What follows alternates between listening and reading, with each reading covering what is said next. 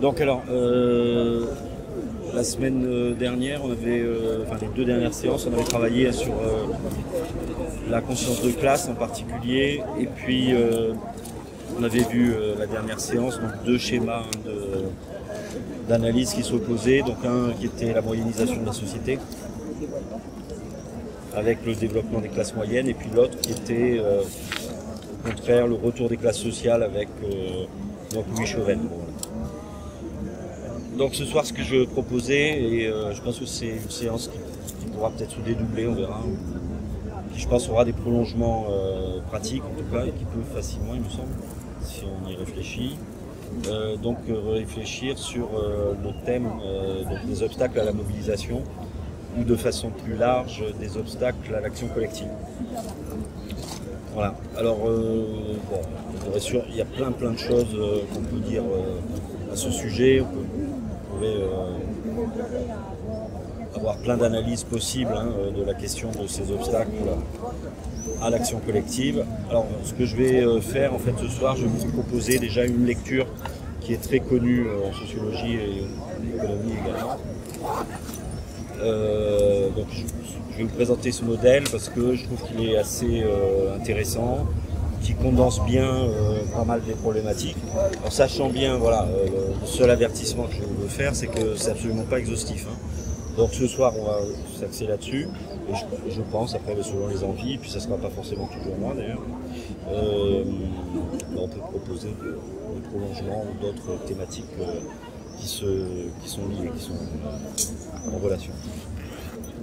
Alors le modèle que je vais présenter, c'est ce qu'on appelle le paradoxe du passager clandestin. Donc, le paradoxe du passager clandestin, c'est un paradoxe qui a été établi par un auteur américain, Mansour Olson, O-L-S-O-N. Et donc Mansour Olson, il est assez utilitariste, donc il va s'inscrire dans ce courant plutôt libéral. Et il va analyser un petit peu l'action collective, mais du point de vue de la rationalité. Alors du point de vue de la rationalité, ça veut dire une rationalité très restrictive, qui est toujours celle des utilitaristes, le bilan entre les coûts qu'on doit supporter et les avantages. Donc dans ce courant, disons pour faire vite, voilà, chaque individu se réduit à ça pour l'essentiel, à cette machine à calculer son intérêt, et chacun d'entre nous, à toutes les occasions quotidiennes et tout au long de notre vie, on prend des décisions dans ce schéma de rationalité où on compare donc ce qu'on va en tirer et ce que ça va nous coûter. Alors justement, quand on regarde ce qu'il en est pour l'action collective elle a une particularité, c'est que les coûts vont être individualisés alors que les profits, les avantages, ils vont être collectifs. Alors en effet, si on regarde un peu, il y a les coûts à la participation à l'action collective. Ces coûts, effectivement, ils vont porter sur les individus. Ça va être, par exemple, de prendre le temps d'aller manifester, de prendre le temps de participer à une distribution de tracts, de s'informer, animer un débat, etc.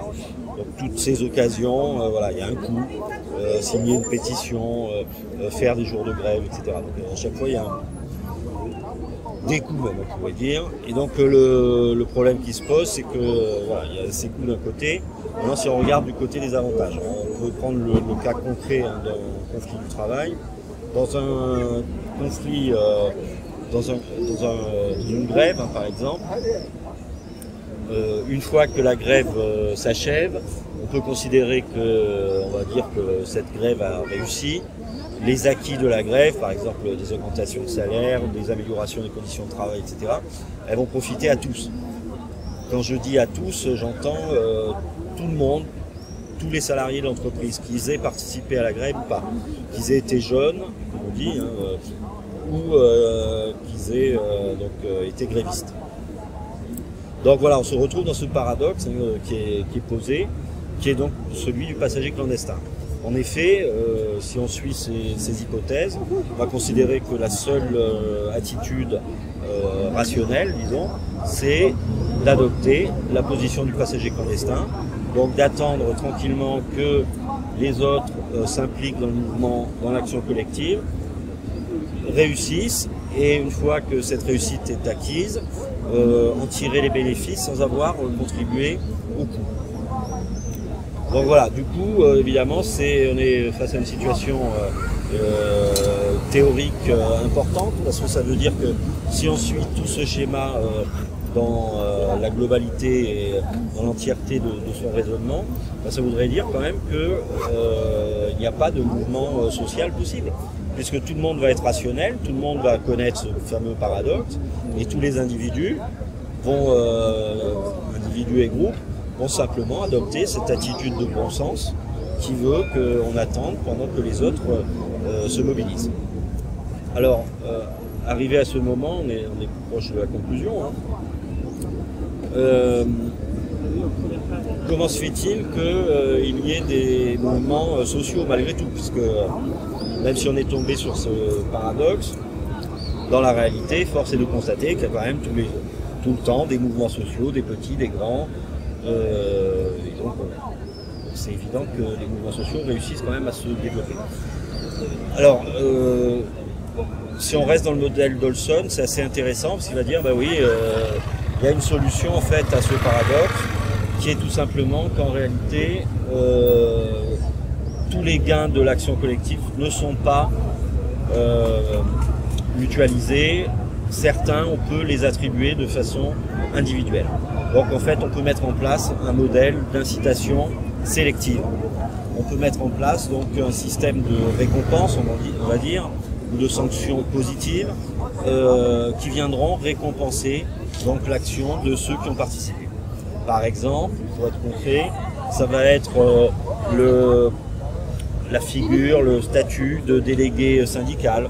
Voilà, on participe à l'action, on s'est impliqué, on s'est mobilisé, on est reconnu lors d'élections professionnelles, on a un certain statut, on a une réputation, on a donc une certaine figure reconnue socialement.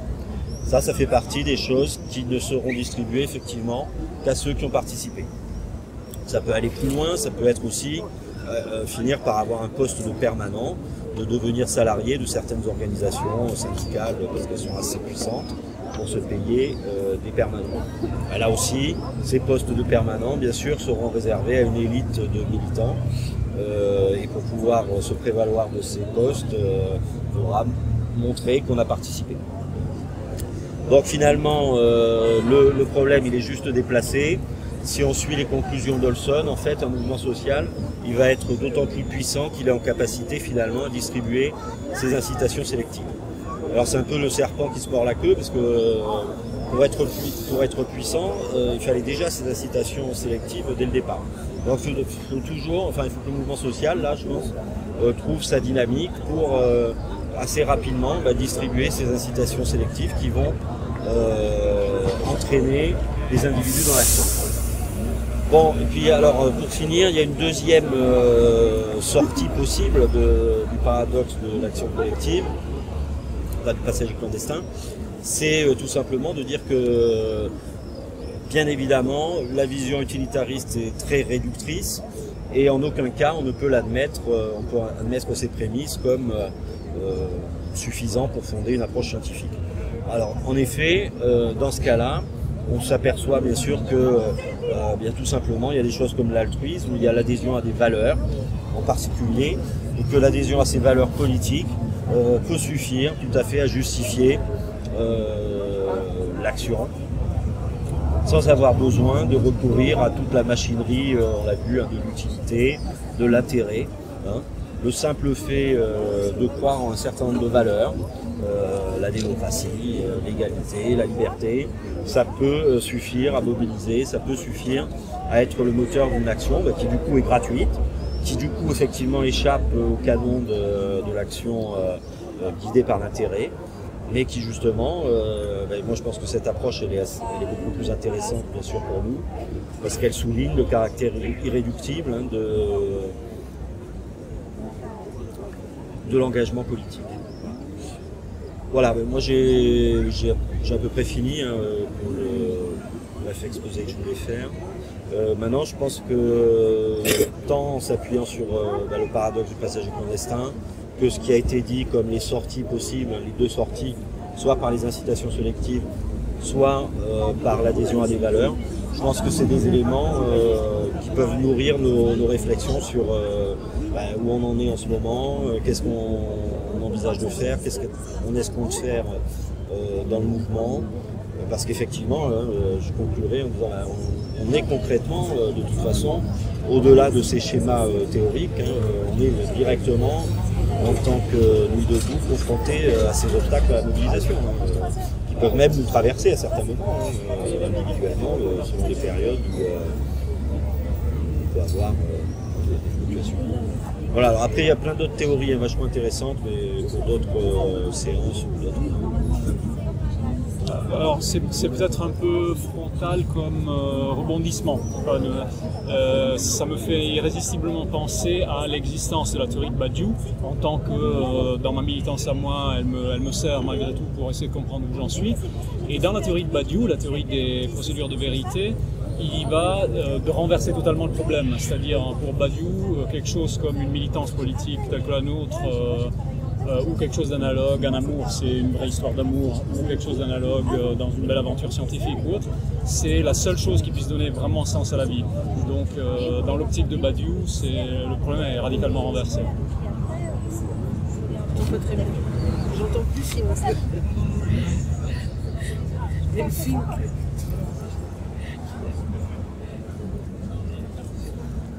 Vas-y. Je disais simplement, donc je répète, pardon si je m'entendais mal, que ça me fait irrésistiblement penser à d'autres théories qui existent. Bon, il en existe sûrement des millions, mais celle de Badiou, personnellement, dans ma pratique de Nuit debout, m'éclaire, m'aide. Et c'est une théorie qui, donc à l'inverse de celle de Olson que tu nous as expliqué, voit dans la militance non pas quelque chose qui serait illogique et qui donc va falloir expliquer avec beaucoup de difficulté par rapport à un certain idéal de l'humain, un certain modèle de l'humain, mais au contraire par rapport à un modèle de l'humain qui est celui de Badiou et à sa théorie, qu'il a mis longtemps à construire, le résultat il est complètement différent. C'est-à-dire c'est la militance c'est quelque chose d'absolument, non seulement qui se fait parce qu'on en a marre ou quoi, mais au contraire ça peut être totalement exaltant.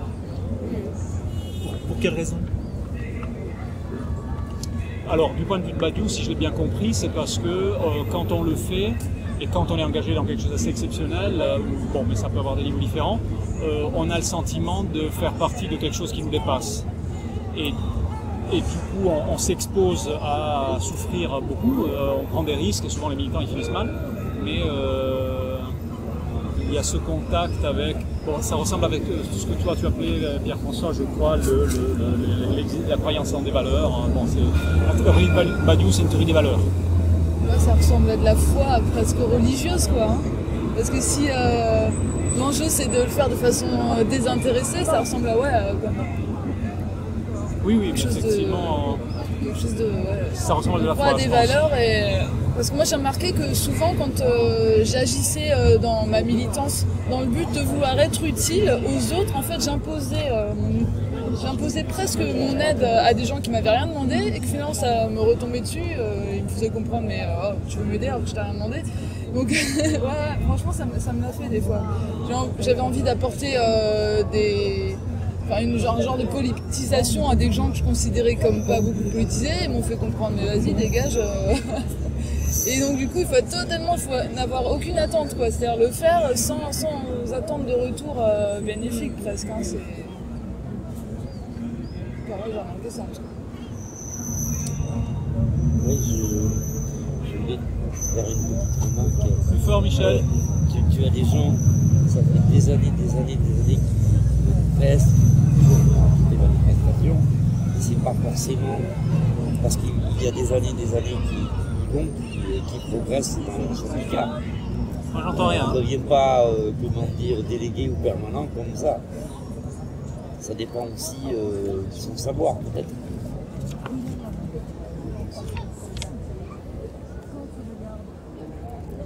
Bah, c'est pour ça qu'elles sont difficiles à obtenir, ces incitations, elles sont d'autant plus...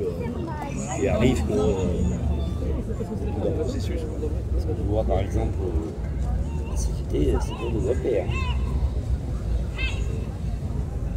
Tu peux rester militant de base toute ta vie à la CGT.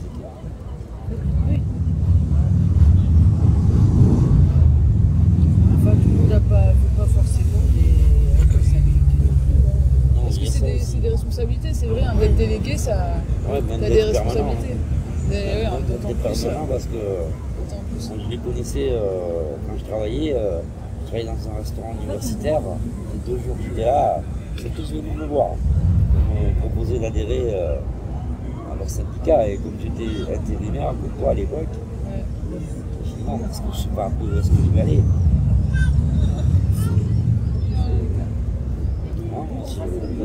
Est-ce qu'on prend le temps de réfléchir à Nuit debout Nice comment s'explique la question de la mobilisation ou de la non-mobilisation, ou c'était pas l'objet de l'atelier?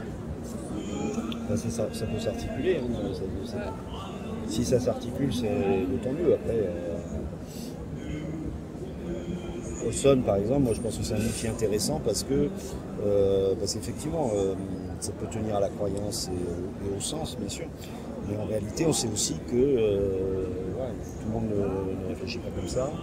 Et que cette pensée utilitariste, etc., elle est quand même très très largement diffusée, même de façon inconsciente d'ailleurs. Y compris d'ailleurs chez nous, je pense. Hein. Parce que nous-mêmes, je pense qu'on a besoin de se décoloniser d'une certaine façon une certaine part de notre esprit de cette pensée, parce qu'elle est tellement récurrente. Ouais, je me sens tiré de porter un complément à ce que j'ai dit, un peu en réponse à Emmanuel. C'est vrai que ça peut paraître religieux, le truc de Badiou. Et, Badiou, forcément. Bon, mais en tout cas, sa pensée, c'est une réaction à la chute du marxisme, à un sens. Badiou, c'était un gros marxiste maoïste. Et quand, à un certain moment, tout le monde tourne sa veste, Badiou, c'est un des seuls qui se dit il y a quelque chose qui ne va pas, et il lâche pas le morceau sur le fait d'aimer les luttes d'émancipation. Il se dit ok, je veux bien qu'il y ait quelque chose qui ne marche pas dans la théorie de Marx. Et si on comprend, il prend son temps, pendant des années, il réfléchit, il écrit. Et donc tout ça pour dire rapidement que ce que lui propose, là je ne rappelle pas, mais j'ai juste fait allusion, sa théorie à lui, des procédures de vérité, c'est sa manière de mettre quelque chose à la place de Marx.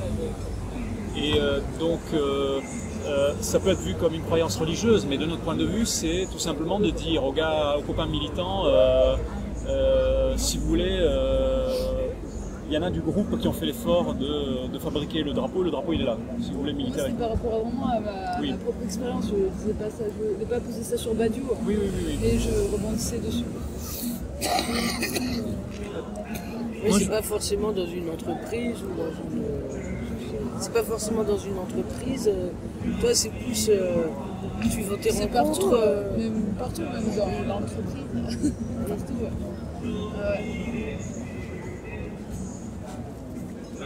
Moi, je voudrais faire une remarque. Par rapport à la solution 2, comme quoi ce serait par rapport à des valeurs, à l'altruisme, etc.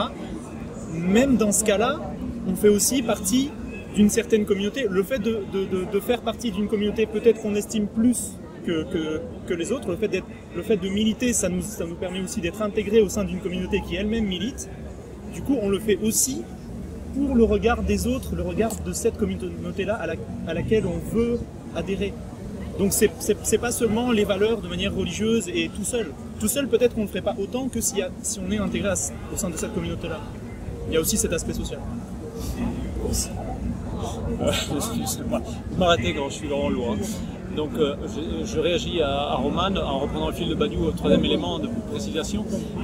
Ce qui, dans sa théorie, rend fantastique de participer à un grand mouvement de machin, politique ou autre, c'est le fait d'arriver à faire partie d'un sujet collectif. Donc il y a en partie, je crois, cet élément que tu mentionnes toi. C'est vraiment très important. Le sens que de faire partie d'un truc qui me dépasse, c'est quand il y a une collectivité qui se crée, qu'il y a une collectivité active. Bon, moi je le vis avec Nuit debout, et il y a toute une étude après sur l'idée que ce groupe-là il est fragile, il peut se casser la gueule, il peut se déliter. Il y a toute une réflexion là-dessus. Sinon, ce qu'a dit Pierre-François sur le fait que probablement il y a des choses en parallèle, hein, c'est-à-dire que le côté Olson, probablement il existe de toute façon pour beaucoup de gens, voire pour nous-mêmes à un certain niveau, ça me paraît pertinent. C'est-à-dire, j'ai l'impression que pour s'y retrouver, il faut plusieurs boussoles. Moi personnellement, pour prendre l'exemple de Nuit debout, c'est ce que j'ai pu reprocher à des gens qui sont partis de façon un peu spectaculaire en disant je me retrouve plus dans Nuit debout, c'est qu'en fait ils trouvaient plus leurs bénéfices propres, ils n'arrivaient plus à se mettre en valeur par Nuit debout, donc du coup ils sont partis. C'est ce que j'avais tendance à leur reprocher, même s'il y a peut-être d'autres choses.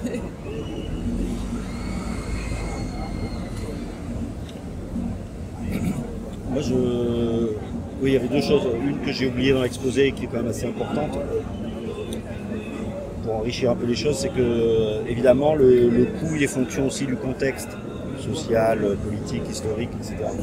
Donc par exemple, le coût de l'engagement quand c'est la résistance, évidemment, c'est pas la même chose que le coût de l'engagement même aujourd'hui. Et donc justement, depuis la crise, on va dire depuis les années 80 en tout cas, on peut actualiser un petit peu les choses et effectivement, dans le mouvement social, et là je entendrai surtout le mouvement ouvrier, le mouvement des syndicats de salariés, il est clair que les coûts se sont accrus sensiblement, parce que précarité, parce que chômage de masse, parce que pression sur les salariés, etc. Et puis aussi parce que perte d'expérience, donc nécessité d'aller chercher des ressources qui avant étaient tout de suite disponibles, enfin tout un pataquès, donc vraiment les coûts s'alourdissent. Et par contre, les gains possibles, en tout cas en particulier les gains pécuniaires en termes de revenus, eux, beaucoup plus difficiles à obtenir. Quoi. Beaucoup plus difficiles à obtenir à cause, par exemple, pour faire court, des politiques dites d'austérité, quoi. Même si on regarde que l'aspect qui compte quand même du revenu, combien on gagne. Donc voilà, donc ça c'est un élément peut-être à prendre en compte. Et par exemple, moi, pour relancer le débat sur des choses concrètes, je me dis, par exemple, dans les obstacles à la mobilisation et les coûts-avantages, je pense que dans les coûts, il y a par exemple peut-être une tendance à surestimer les coûts. Tout simplement parce qu'on n'y croit plus. Donc voilà, les deux approches, en fait, à mon avis, on peut facilement déjouer ces frontières. Finalement, même dans l'approche coût-avantage, machin, moi je suis certain qu'on peut réintroduire de l'idéal, parce que voilà, finalement, dans les coûts, il y a aussi, voilà, si tu crois, et c'est une des conditions, je crois, sine qua non, si tu crois quand même qu'il y a une possibilité d'amélioration collective, tu vas probablement y aller. Si par contre, majoritairement, dans la conscience collective, on pense que de toute façon, on n'a aucun moyen, on n'a aucun pouvoir, tout est joué, ça sert à rien, parce qu'on va aller s'éclater, évidemment, ça ne donne pas le même résultat. Typiquement, c'est le genre de truc qui s'emballe en fait. Il suffit de regarder Nuit debout. Au tout début, ça s'est emballé, on était beaucoup. Il y a plein de gens qui venaient et qui reviendront si jamais il y a beaucoup de gens. C'est une question de s'il y a beaucoup de gens, il y a plein de gens qui vont venir et ça va grossir. Et à chaque fois qu'il y a un mouvement très puissant, c'est comme ça que ça se passe. Ça s'emballe. Et voilà. Donc ça peut s'emballer. Parce que j'ai oublié aussi, mais c'est intéressant de rebondir là-dessus, le coût, il va y avoir un coût collectif total qui va être individualisé, qui va être découpé et distribué aux individus qui ont participé. Mais donc c'est évident qu'en partant de là, plus il y a de participants et plus le coût individuel, a priori, il est petit, quoi. Toutes choses étant égales par ailleurs, ça fonctionne, quoi. Donc autrement dit, ça coûte moins cher de faire la grève quand on est 3 millions que quand on est 100 000.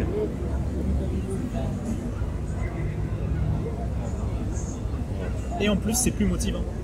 Parce que quand on est 3 millions, c'est comme quand il y a 3 millions de personnes qui sont pour le foot, on fait aller le foot, il y a plein de gens qui vont être avec nous. Et du coup, on a l'impression d'être dans le mouvement, d'être intégré avec les gens. Quand il y a la révolution, le simple fait de faire partie de la révolution, c'est être intégré, être à la mode.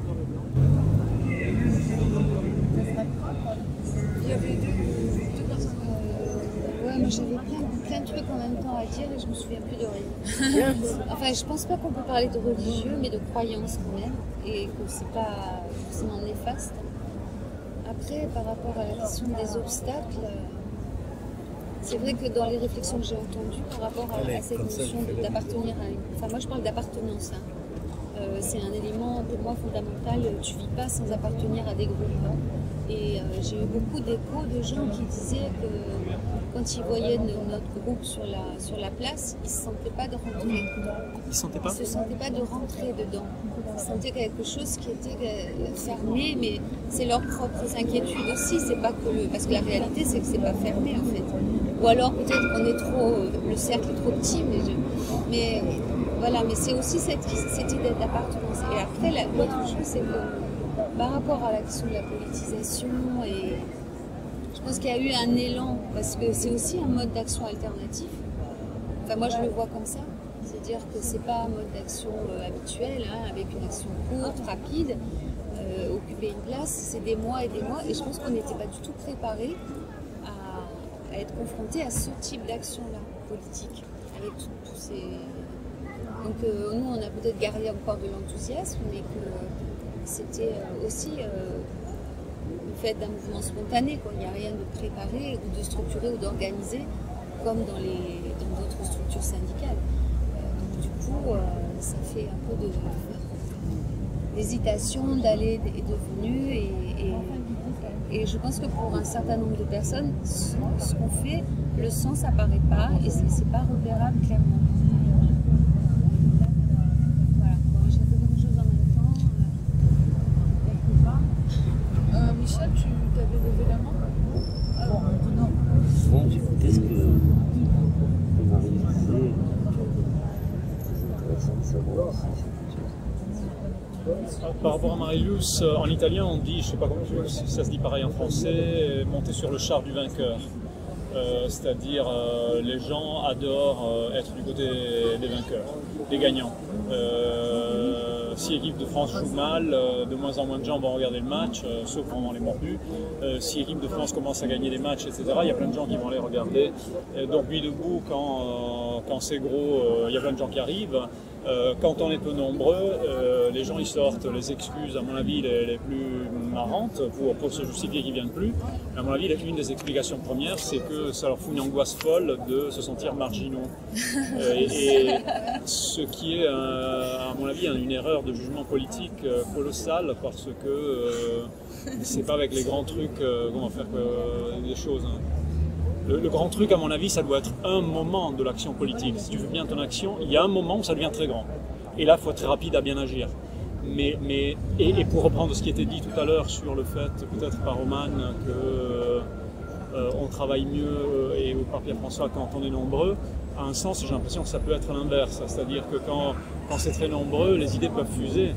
Mais il y a d'autres problèmes aussi, des problèmes presque bureaucratiques qui, à mon avis, on a vu. Hein, Moi, je pensais avant que le syndicat, il était que pour le salarié. Or, c'est faux, parce que vous parlez de précarité, la précarité, ça touche tout le monde, à quelque niveau que ce soit. Et lorsqu'il y a des avancées sociales, les gens qui ne travaillent pas en bénéficient aussi. C'est important de le dire, ça.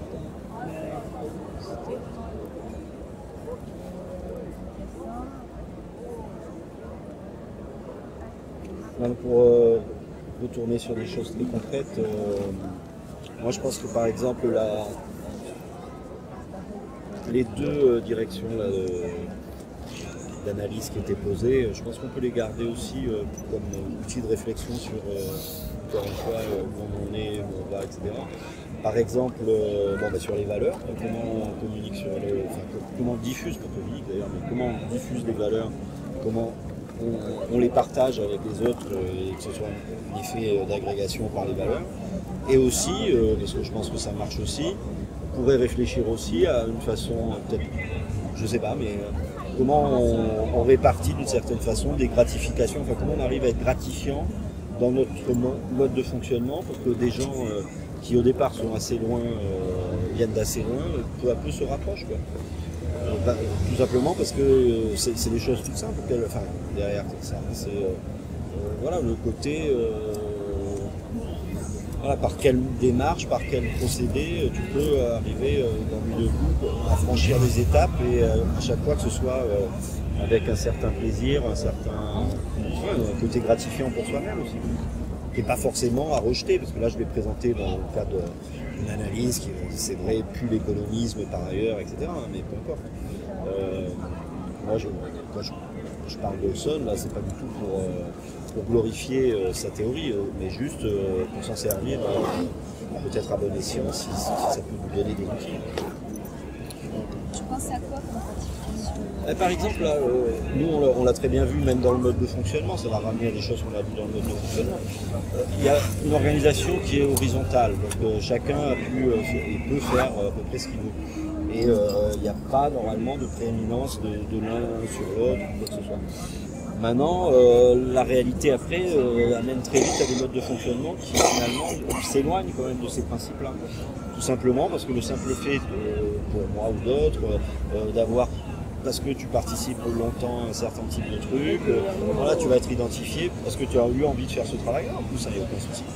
Mais je peux avoir un profil, ouais, mais du coup, ben voilà, les gratifications, elles vont aussi se retrouver concentrées sur les gens qui finalement, ok, ouais, t'es là et c'est normal qu'on te reconnaisse pour ce que tu fais. Mais ouais, mais justement ce que tu disais tout à l'heure, les gens qui passent autour et se sentent pas, se sentent pas de s'intégrer, c'est un drôle de souci ça. Moi je pense que c'est inhérent à tout le groupe aussi. Tout le groupe, il y a l'intérieur, l'extérieur.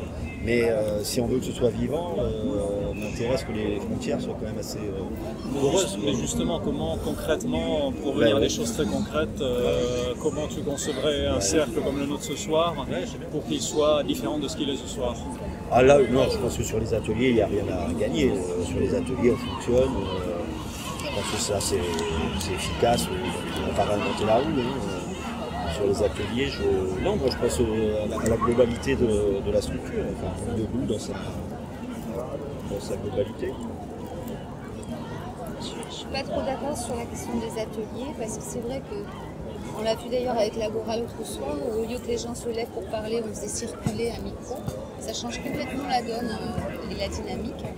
Et selon où on se place pour l'atelier, s'il est ouvert ou non, il y a vachement plus de monde qui vient et qui faisait que passer mais qui s'arrête. Donc ça c'était la grande nuit debout vendredi dernier qui a eu lieu ici.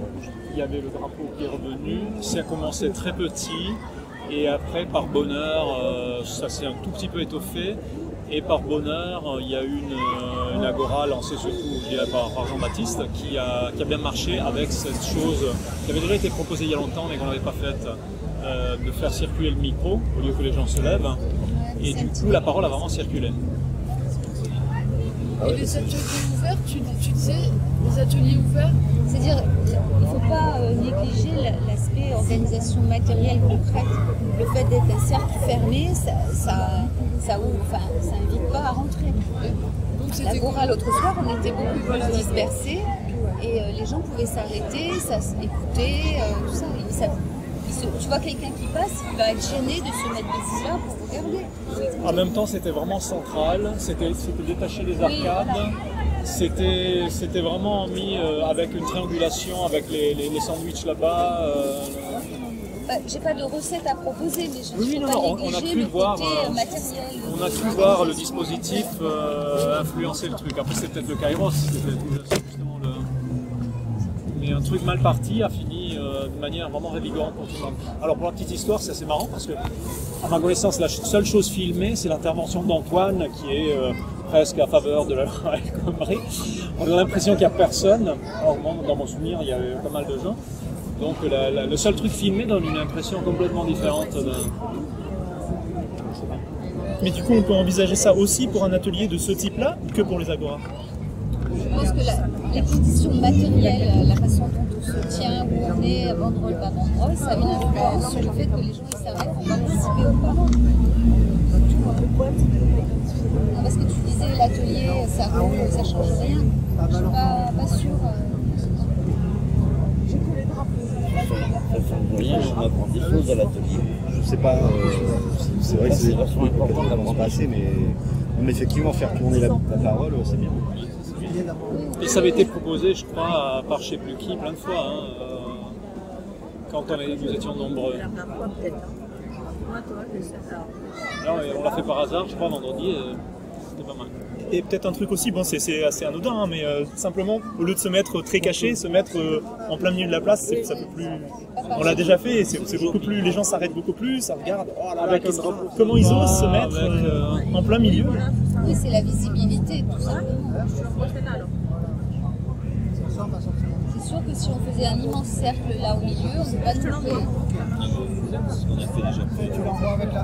Oui, ça l'a. Oui, avec la fait, mais là en ce moment on a tendance à se couper dans les Concernant Nuit debout, Nice, pardon, je reste persuadé que, intuitivement du moins, que vraiment un truc très important c'est de garder le fil directeur. Le fil directeur c'est la présence, enfin pour moi, hein, c'est rien exclure d'autre, mais j'ai l'impression que c'est une rampe de lancement sans laquelle on perd beaucoup de choses.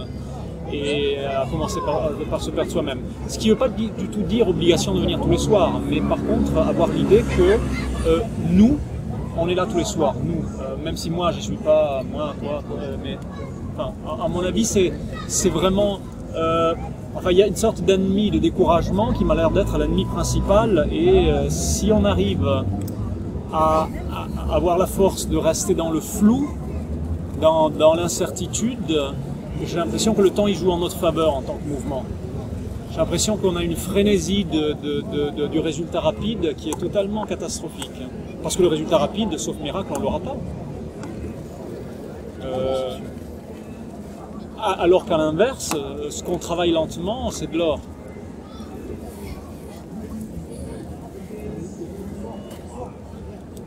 À propos de mieux intégrer les gens, je pense qu'il y a aussi du côté d'Internet qu'on peut essayer de regarder un peu, parce que venir dans un groupe et essayer de s'intégrer, surtout tout seul, encore pire tout seul, c'est pas si évident que ça, c'est pas évident pour tout le monde, etc. On peut comprendre que voilà, ça soit compliqué. Alors que sur Internet, si par exemple il y a un moyen, je sais pas, pour venir sur Internet, pour je sais pas, consulter les ateliers, proposer, déjà commencer à participer avec les gens, etc. C'est une manière de s'intégrer un tout petit peu. Et de prendre un premier contact pour potentiellement ensuite pouvoir venir dans un groupe qu'on ne connaît pas. Et dans cette démarche, d'ailleurs, je viens de lancer un forum pour Nuit debout Nice. Ouais. Enfin, j'ai envoyé un mail sur la mailing list pour l'instant pour qu'on puisse structurer les catégories. Qui s'appuie, je crois, beaucoup sur, enfin pas que, enfin, sur ce qu'on fait. Et c'est un hameçon, et un autre hameçon possible, c'est la télé. C'est dans cette idée d'ouverture vers l'extérieur.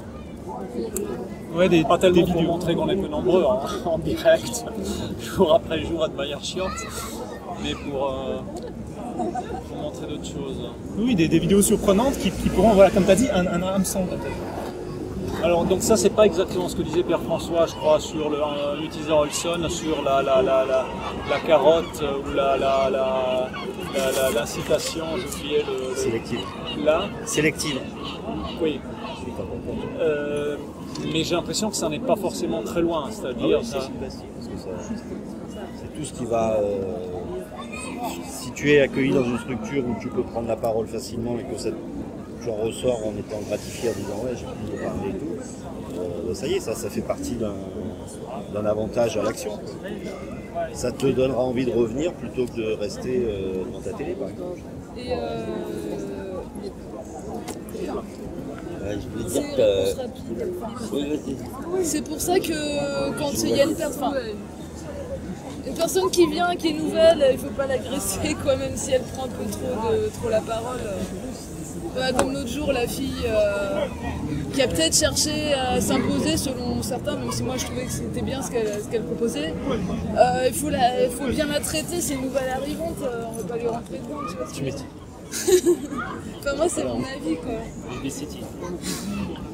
Mais ça dépend si c'est une personne juste qui parle un peu trop longtemps, ou si c'est quelqu'un qui est venu par exemple nous faire la leçon pendant 20 minutes et ensuite s'en aller.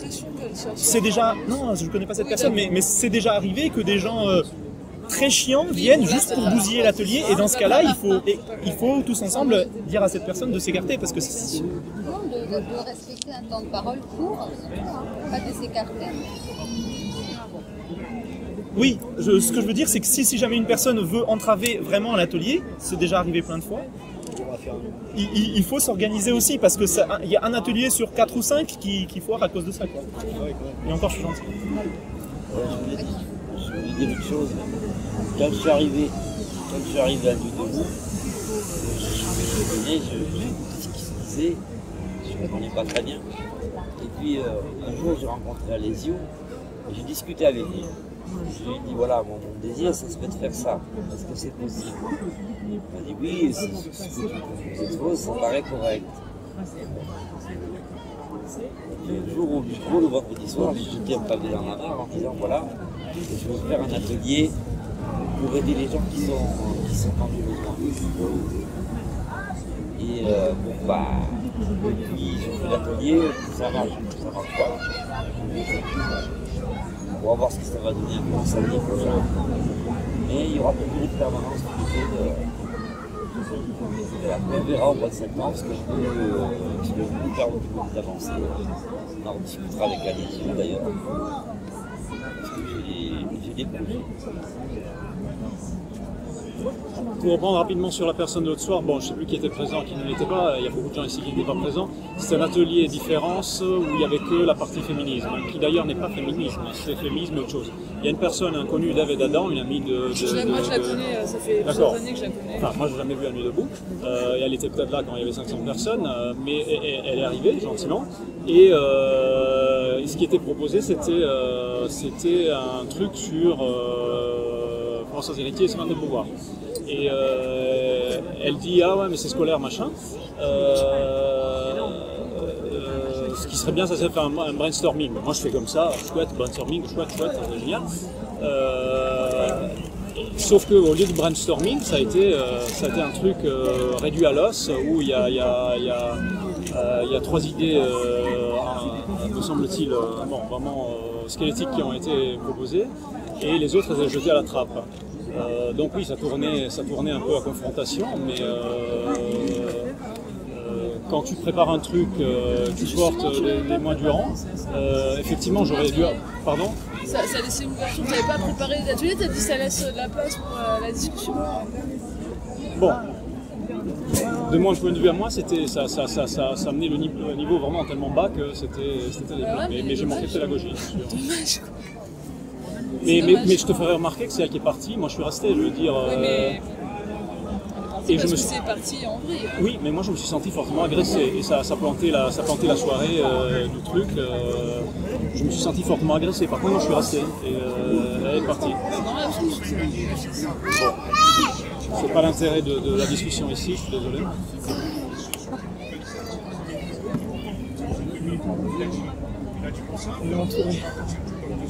Et je me permets de répéter que si vous voulez proposer des choses sur le féminisme, c'est bienvenu, hein, mais je pense pas vu. C'est bien aussi les discussions libres, je sais pas. Même de bas niveau des fois. Non mais d'accord, mais c'était... Non mais c'est pas que... Fallait y appuyer, pardon, je me souviens plus. Si je puis me permettre, elle était assez agressive et bossée. Et oui, mais bon, elle arrive, elle fait un peu sa bosse, au bout d'un moment elle va comprendre que ça marche pas. Mais en plus elle a apporté des choses qui n'étaient pas inintéressantes et des façons de faire qu'on aurait pu essayer.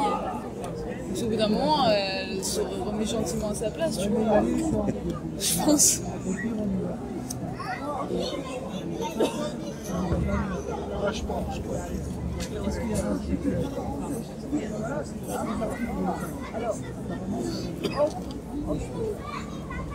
J'étais pas là, je peux pas en juger.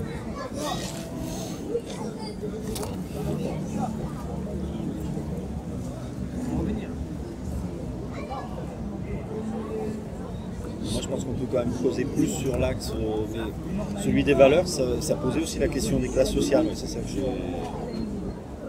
j'ai laissé de côté, sur cette capacité justement à véhiculer du sens, faire sens, avoir des valeurs, etc. Elle n'est pas répartie de façon égalitaire dans la société. Ça c'est quelque chose dont il faudrait tenir compte. Moi, si on laisse de côté la vision utilitariste de Dolson, ok, on dit c'est pas que une distribution d'incitation, etc. Il faut quand même se demander ce qu'il en est de la vision. Oui, on s'engage dans un mouvement social parce qu'on adhère à un certain nombre de valeurs. parce que c'est la capacité à faire sens. Et ça, je crois que cette capacité à faire sens, encore une fois, elle n'est pas forcément, elle est absolument pas répartie de façon équitable. Là, on retrouve les fameuses consciences de classe qui sont propres à chaque. Oui, c'est aussi qu'il y a un fil conducteur avec les autres.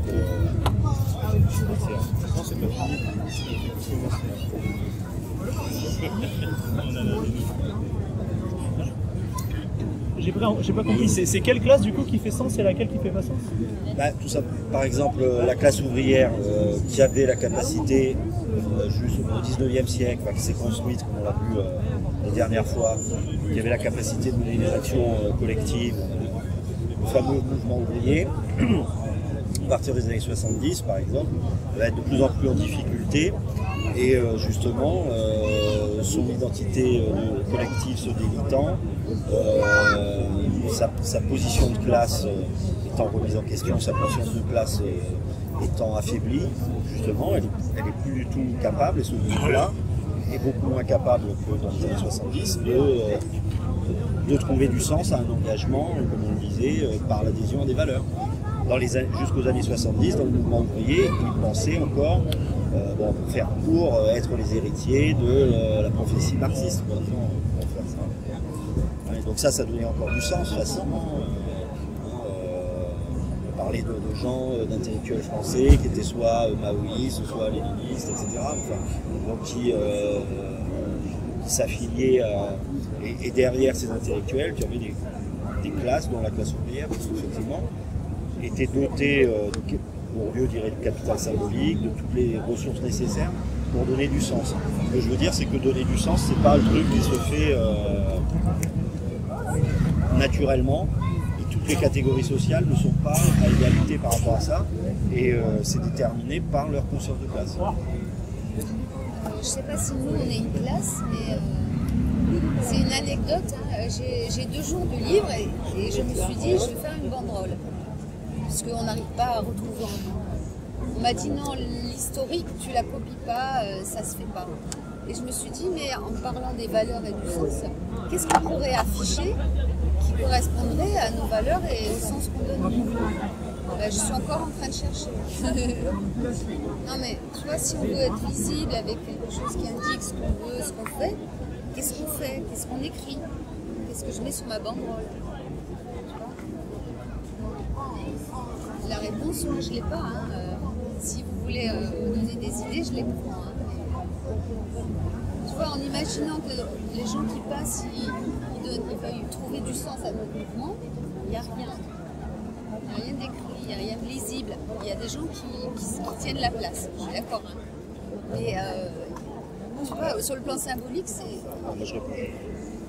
Mais justement, je crois que c'est bien, on est au cœur de la question que je posais avec le sens. C'est-à-dire que, voilà, une fois qu'on a dit c'est le sens ou c'est les idéaux, tout reste à faire. Parce que, justement, je crois que c'est une des difficultés qu'on a, parce qu'on est issu de classes mélangées, moyennes, populaires. Mais comme on n'a pas d'identité de classe qui soit très lisible, on a du mal aussi à articuler quelque chose qui soit, même indépendamment des classes, mais qui soit lisible pour nous, qui nous représente bien, et qui soit lisible pour l'extérieur. On a l'identité de Nuit debout. Oui, mais tu vois, cette identité de Nuit debout, elle est le résultat de plein de compromis, de position de classe, de conscience de classe selon les milieux dont on est issu, etc. Et pour ceux qui n'y sont pas, je pense qu'elle n'est pas forcément ni lisible, ni forcément attirante, quoi, parce qu'elle est, c'est une espèce de halo, je pense. Peut-être on peut mettre halo sur la banderole. Excuse-moi, tu as fait référence tout à l'heure au fait que quand... enfin, la prophétie de Marx, au fait que pour la classe des ouvriers, il y avait quelque chose d'exaltant lié à ça. Et je reviens à la charge. Comment on fait aujourd'hui? C'est-à-dire, tu considères qu'il suffit de s'appuyer à peu près encore sur Marx? Je veux dire, ma référence tout à l'heure à Badiou, elle était... bon, il y en a d'autres liés à ça, mais Badiou est le plus impressionnant, théoricien le plus impressionnant que je connaisse, celui qui, à mon avis, a une stature pouvant lui permettre d'être une sorte de nouveau Marx. Même si sa pensée à lui n'est pas basée sur l'économie, alors que celle de Marx était basée sur l'économie, celle de Badiou est basée sur autre chose. Mais c'est un penseur, à mon avis, d'une envergure qui est probablement comparable. Mais sinon, comment on fait? C'est-à-dire, la plupart des gens que je croise à Nuit debout, cette question-là, l'escamote, à mon sens, et traite de poussiéreux les gens qui parlent trop d'idées. Mais dans le fait que ça marchait avant jusqu'aux années 70, il y avait le fait qu'il y avait tout un dispositif d'idées derrière, qui plus est percolé par des organes de culture populaire du Parti communiste. Dans les décennies qui sont passées, il y a eu un démantèlement de la prophétie de Marx, pour parler vite, qui n'a pas seulement été, je pense, du révisionnisme, mais ça a été un vieillissement général. Est-ce que tu crois qu'on peut militer, faire quelque chose de grand mouvement en faisant l'économie de ce que tu appelais la prophétie de Marx? Ou est-ce que tu penses que c'est toujours valable? Non, je sais pas. Non, moi je pense que c'est un auteur qui est important. Maintenant, voilà, oui, c'est toujours d'actualité. Il y a des choses qui sont importantes, il y a des choses comme les classes, comme certains aspects de l'exploitation qui peuvent être toujours d'actualité. Le reste, après, c'est évident que de toute façon, on ne va pas reproduire le modèle de la classe ouvrière. Ça se jette un discrédit énorme. Il y a beaucoup de gens pour qui la référence à Marx, c'est une insulte. Et je veux bien qu'on les considère comme couillons de croire que Marx est vulgaire, alors que Marx est un génie. Il n'empêche que c'est un truc, c'est un paramètre réel, je crois. Non, mais c'est pas la référence à Marx. Quand on connaît Marx, Marx il ne peut pas faire le marxisme. C'est peut-être la référence après ce qui est venu derrière, au marxisme. C'est la référence à Pierre-François. Excuse-moi, parce que j'arrive.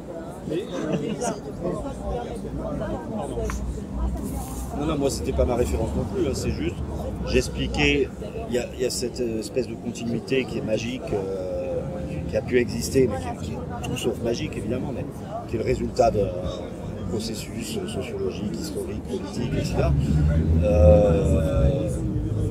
Donc au 19e siècle, vraiment, le truc très linéaire, voilà, donc les positions de classe, chacun dans sa classe, les rapports de production, il en sort une conscience de classe. Cette conscience de classe assigne à chacun sa position, ce qu'il doit faire, et donc finalement, il n'y a qu'à suivre. Moi, je ne suis pas du tout nostalgique de ça. De toute façon, je pense que ça n'a marché que dans une certaine mesure, et c'est toujours aussi le prisme après de l'histoire, etc., qui transforme les choses. Donc voilà, c'est un état de fait qui a pu perdurer jusqu'à peu près les années 70. Maintenant, il est clair que cet état de fait n'existe plus. Donc nous, Nuit debout et nous aujourd'hui, on doit réfléchir justement à cette articulation qu'il n'y a plus, parce que les positions de classe sont vraiment brouillées, il n'y a plus ces identités collectives dont on parlait il y a 2 séances. Hein. Cette capacité à agir collectivement, elle découlait directement du schéma, disons. Là, elle découle plus du schéma, c'est la seule interrogation qui se pose, quoi. Moi, après, je ne suis pas du tout la référence à Marx, c'est une référence parmi d'autres, juste sur certains points ponctuels. En plus, je connais assez mal, donc je ne risquerai pas. Moi, il me semble que chez Marx, il y a quand même une idée centrale, c'est l'exploitation de certains par d'autres. Et ça, on peut s'appuyer sur ça à bien des niveaux. L'exploitation de qui par qui, moi, à mon avis, ce qui nous permettrait de converger, ce qui permettrait d'inclure 99% d'un côté et 1% de l'autre, c'est ça qu'il faut pour réussir à gagner. C'est pas de mettre les ouvriers, les employés et puis les autres, mais c'est de mettre ceux qui vont sur le marché du travail, ou ceux qui sont obligés d'aller sur le marché du travail, ou de vendre des biens et des services, sinon ils seraient dans la misère, et les autres. Et les autres, c'est-à-dire qui ne sont pas obligés et qui en plus organisent l'économie. À mon avis, c'est ça les deux qu'il faut opposer, c'est-à-dire les exploiteurs et puis ceux qui sont obligés de travailler pour les exploiteurs. Et pour répondre à ta question, à mon avis, un des symboles, alors je ne sais pas si on peut le symboliser ou pas, à mon avis, c'est dans Nuit debout, il y a debout à chaque fois. Dans plein de trucs, c'est repris le fait d'être debout face à une certaine oppression. C'est-à-dire on se relève, on se remet debout. Les exploités qui sont debout, ça fait suite à l'idée très ancienne de la classe exploitée, classe peu importe laquelle, exploitée par certains, qui se redresse, qui se met debout. Donc peut-être ça peut être un symbole qu'on peut...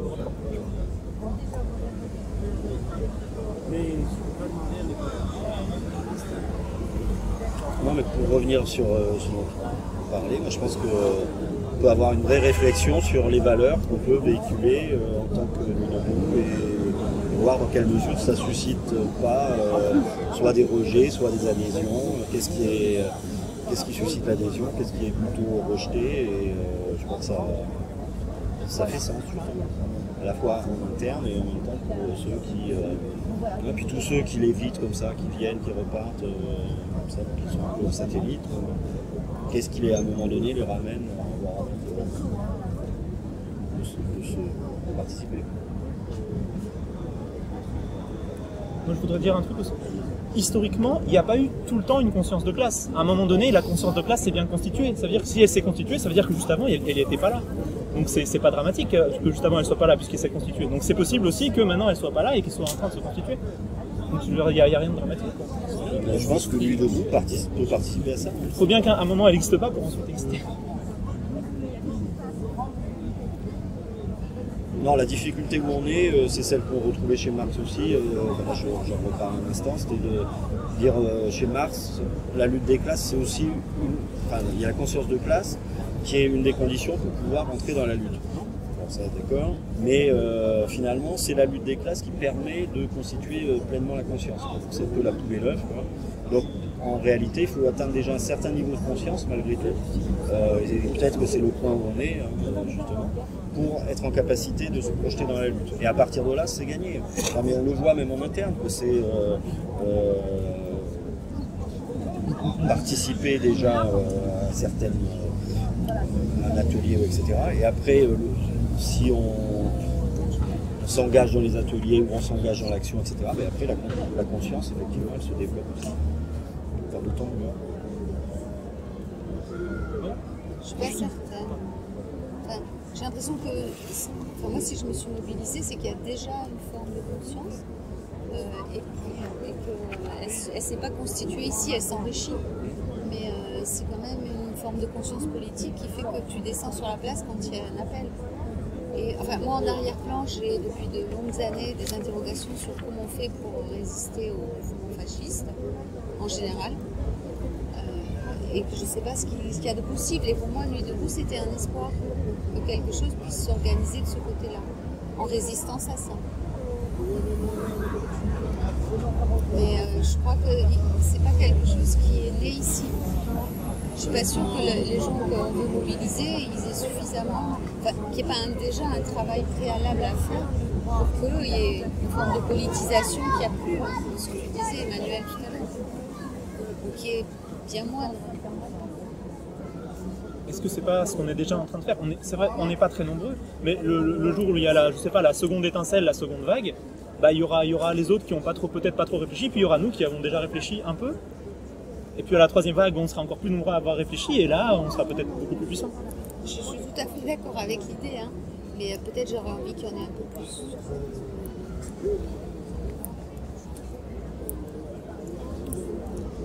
La référence au fascisme, à mon avis, elle est très importante parce que c'est tentant de prendre ça, il me semble, comme quelque chose pour se constituer. Bon, je pense qu'elle est en même temps très glissante parce que le fascisme, il risque de gagner la mise. On fait la mise là. À savoir, si on s'affiche, si on a comme rhétorique fondamentale politique, faut s'opposer au Front National, des choses comme ça, ça peut énerver plus qu'autre chose les gens qui à la fin se disent putain, les pires choses on les fait passer au nom de l'opposition Front National. Au fond, qu'est-ce qu'ils ont fait pour et vlam, c'est pour ça que je reviens obsessionnellement à l'idée selon laquelle, comme du temps de Marx, il y avait ce qui se rapporte à la prophétie de Marx, mais qui n'est pas que ça, toute l'analyse de Marx, toute la vision du monde de Marx, une vision du monde exaltante. De nos jours, à mon avis, il faut on n'a pas d'alternative que de construire quelque chose d'analogue, mais avec les moyens du jour. c'est-à-dire il faut combattre la bataille idéologique contre l'extrême droite. Mais ça ne veut pas dire de dire l'extrême droite c'est mal, non, ça veut dire penser la société à fond, penser l'économie, aller voir tout ce qui s'est fait au niveau théorique. Oui, et puis il ne faut pas oublier l'action, hein, c'est au quotidien en fait. Penser, oui, il faut penser tout ça, mais au quotidien, il faut aussi. Je sais pas, c'est bête ce que j'ai dit, au quotidien aussi, il faut le penser, effectivement. Voilà, on est dans un truc. Mais aussi au quotidien, c'est par des petites choses. Sur le quotidien, c'est par des gestes, par entrer dans ce truc de compétition, à écraser l'autre. Tout ça, et c'est pas évident. Et par exemple, de maintenir l'horizontalité, c'est pas si facile que ça, parce que les courants, on va dire, dominants nous amènent là, et il faut être effectivement debout et avoir de la résistance. À mon avis, l'agir, si on parle de la bataille de l'hégémonie culturelle, l'agir, c'est parler. C'est-à-dire, il faut se faire entendre. C'est-à-dire, si on fabrique des valeurs, il faut les faire entendre. Enfin, moi, je peux me tromper, hein, c'est mon opinion. C'est-à-dire, par rapport à quelque chose qui est en train de se construire depuis un moment, à côté de l'extrême droite, qui est appelé par beaucoup le rouge-brun. Le fait qu'il gagne la bataille culturelle, c'est peut-être une idée à quoi, hein. C'est un truc qui se dit, c'est peut-être ce. Mais en tout cas, l'idée, telle que je la comprends, je peux me tromper. Il y a Amsel, il y a Amsel, qui est un anthropologue, il est venu là, mais d'autres, je crois, je ne sais pas te dire, lui en tout cas, et qui m'a l'air d'être un gars de gauche de bonne volonté, mais il tire la sonnette d'alarme sur le rouge-brun. Et ça a l'air d'être un fonds de commerce, c'est-à-dire que tu as des sites comme Identité et Réconciliation, Égalité et Réconciliation, qui font le truc de Soral, qui font l'écart entre un coup c'est extrême gauche, Carlos, j'ai interagi avec Carlos, un coup extrême droite, avec l'idée que nous on est supérieur, donc on a perdu les vieux clivages, on n'est pas prisonnier de boîtes qui nous emboîtent, la gauche et la droite, on va prendre le meilleur. Et ça fait écho à ce que disait le Père, le cœur de gauche et la tête de droite, un truc dans le genre. Égalité et réconciliation, c'est un courant très connu, hein. C'est simplement du socialisme petit bourgeois. Voilà, c'est ça. Mais ils sont pas d'extrême gauche. Par exemple, si le salaire à vie, ils sont contre. Parce qu'ils pensent qu'il y a des profiteurs, etc. C'est une économie au profit des petits patrons, au lieu des grands patrons, etc. Enfin, moi, ce que je voulais dire, c'est classique. C'est pas nouveau. Dans ce que j'en sais, ce que je voulais dire, c'est que, j'en sais peu, c'est qu'on a l'impression, à vérifier, que les valeurs de l'extrême droite gagnent. Et Hollande, ça y ressemble un peu. Et c'est par rapport à ça que les actions, tu as peut-être raison, hein, moi je ne sais pas comment il faut les concevoir. En tout cas, j'ai l'impression qu'il ne faut pas oublier ce truc qui est aussi marxien, que la praxis et la théoria sont profondément entrelacées. Enfin, à certains moments, la théorie et la pratique, c'est un peu la même chose. Et des fois, pas toujours. Des fois, parler, c'est du blabla. Mais il y a des fois... La pratique, c'est la même chose. Bah, au sens où si tu fais une théorie très puissante, elle va te changer la pratique. Marx, c'est ce qu'il a fait. Marx, c'était du blabla à fond, blablabla. Il a écrit des livres. Au bout d'un moment, il a fait un putain de système de pensée que les gens par millions l'ont suivi. Bah, moi, je pense que je suis d'accord avec Hélène quand elle parle de la pratique au quotidien, dans les rapports avec les gens, les différentes interactions qu'on a. C'est un travail de fourmi, en fait. On diffuse nos idées, justement. C'est pas, oui, on a une pensée forte et voilà, comme ce que tu veux travailler. Et cette pensée, elle va ramener des gens avec elle. C'est vraiment... c'est une diffusion, mais douce, j'ai envie de dire, tu vois. Et c'est super important, quoi. Après, peut-être l'un n'exclut pas l'autre. Oui, l'un n'exclut pas l'autre, mais... Moi, je ne mettrais pas l'un au-dessus de l'autre. Enfin, voilà, quoi. Je pense que l'un n'exclut pas l'autre. Voilà. Mais tu sais, au quotidien, moi, par exemple, je réagis mal. Là, j'ai voulu venir sur Garibaldi pour prendre un samedi. Et putain, c'est les gens qui vendent... l'ambiance de travail, l'ambiance de c'était compliqué, j'ai mal réagi parce que je me suis un peu énervée. Le gars il me dit oui mais pourquoi tu viens là, tu connais le gars, enfin bon déjà tu vois j'avais pas ma place, puis après il me dit oui il y a une part de gâteau, il n'y en a pas pour tout le monde, Enfin, c'est cette ambiance-là, moi, que je parle, cette compétition commerciale, cette compétition... je suis agressée en permanence, moi, par rapport à ces genres de comportements, enfin, de la compétition, voilà. Moi. Alors, je t'ai pas dit, la compétition, ça peut être bien, hein, on joue et tout ça, mais là, c'est vachement présent dans la société, la compétition, et c'est écrase ton voisin, quoi, en gros, enfin, voilà. Et il y avait aussi une autre chose, mais... et aussi les systèmes, par exemple, bancaires ou de prélèvement automatique, les trucs qui sont... c'est pareil maintenant, ils ont retourné la chose. Avant, tu avais ton petit argent et tu payais là. Maintenant, il faut obligatoirement avoir des prélèvements automatiques. On ne tient plus les rênes de son... Enfin, je suis peut-être hors sujet là, mais tout ça, moi, l'ensemble, ça m'agresse quotidiennement. Enfin, ouais, j'en peux plus, quoi. Et parce que voilà. Bon, bah, enfin bon, voilà, c'est capitalisme libéral, on y est dedans, quoi. C'est ce qu'on appelle la bancarisation. La bancarisation. Il faut avoir une carte bleue, il faut avoir un ticket, il faut avoir... Alors, excuse-moi, on est peut-être loin des... C'est Pierre-François qui mène la danse. C'est à lui qu'il faut demander si on est s'éloigner. Ah, c'est toi le... Ouais, mais Le conférencier. c'était avant. Une réponse rapide. Non, juste, moi je pense que effectivement il y a ça, je suis tout à fait d'accord, mais c'est juste, à mon avis, on ne pourra pas lutter individuellement contre ça. On n'a jamais pu et on ne pourra toujours pas. C'est pas en luttant au quotidien contre la bancarisation qu'on va gagner, on ne gagnera pas. Il y en a par exemple qui demandent une enquête, par exemple, je prends un exemple, il y a une personne qui a une petite association, elle a affaire à l'URSSAF comme beaucoup de gens. L'URSSAF, donc elle a voulu régler ses cotisations. L'URSSAF avait fermé son compte, changé le compte. Eh ben, en fait, du coup, il a fait le virement en temps et en bien, mais le compte était fermé. Donc, mais l'URSSAF lui a mis les trucs de pénalité, quoi, en plus, sans le prévenir. Ils ont changé le compte de l'URSSAF. Enfin, plein de petites choses comme ça. Lui, il a demandé une enquête, quoi. Parce qu'il s'est dit, je suis pas tout seul, il y a plein d'autres gens. Mais en fait, c'est même pas Je crois que on a plus à perdre qu'à gagner, à opposer des choses. On peut très bien agir individuellement, on peut très bien réfléchir, on peut très bien faire des actions dans le collectif. Il n'y a rien qui s'exclut, quoi. Et on a à perdre à les opposer, ces trucs-là. Et on a... Enfin, je ne vois pas ce qui empêche...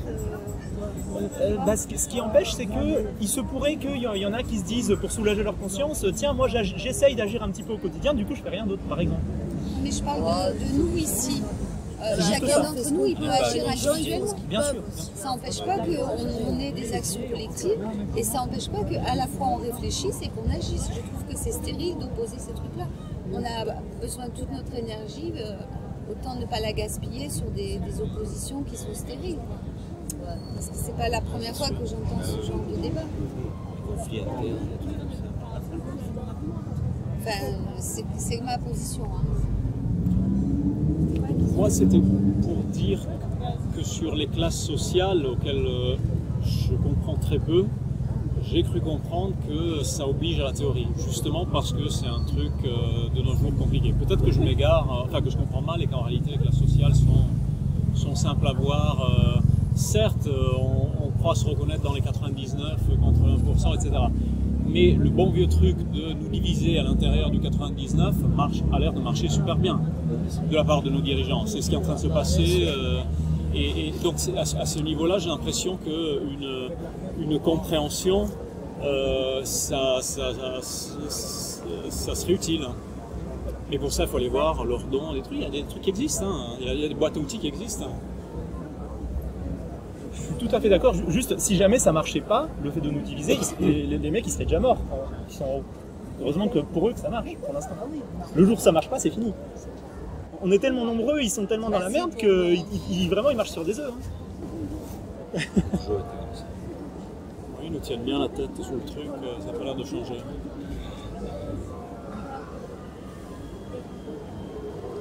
alors en fait, le truc, c'était quoi, la lutte des classes, c'est ça? Non, là c'était les obstacles à la mobilisation Les obstacles à la mobilisation. ou à l'action collective. Mais, D'accord, les obstacles à la mobilisation. si je suis courageux, je le mettrai en version papier. Et ça fait déjà 2 semaines, donc je ne m'engage pas trop. Là, on a présenté un auteur et soit une vision utilitariste où finalement tu viens qu'en fonction de tes avantages et de tes coûts. Donc en fait, ça serait la question des coûts justement qui... Voilà, il y a un certain nombre d'obstacles parce que on a surévalué probablement les coûts de l'engagement parce que pour plein de raisons. Et puis il y a l'autre vision, disons un peu plus... Et la téloche aussi, on en parler, non? Non. Non, mais ça fait pas. Enfin, là, ça fait partie pour le coup du sentiment de renoncement, de résignation. Et puis l'autre, pour sortir du... Bon, donc c'est le paradoxe du passager clandestin, enfin, là, je ne vais pas vous faire un autre truc. Et pour sortir de ce paradoxe, on peut dire aussi que finalement, l'action collective, elle est fondée sur l'adhésion des valeurs. Bah oui, parce que il y a un paradoxe. Ouais, tu as intérêt à laisser le mouvement se faire sans toi.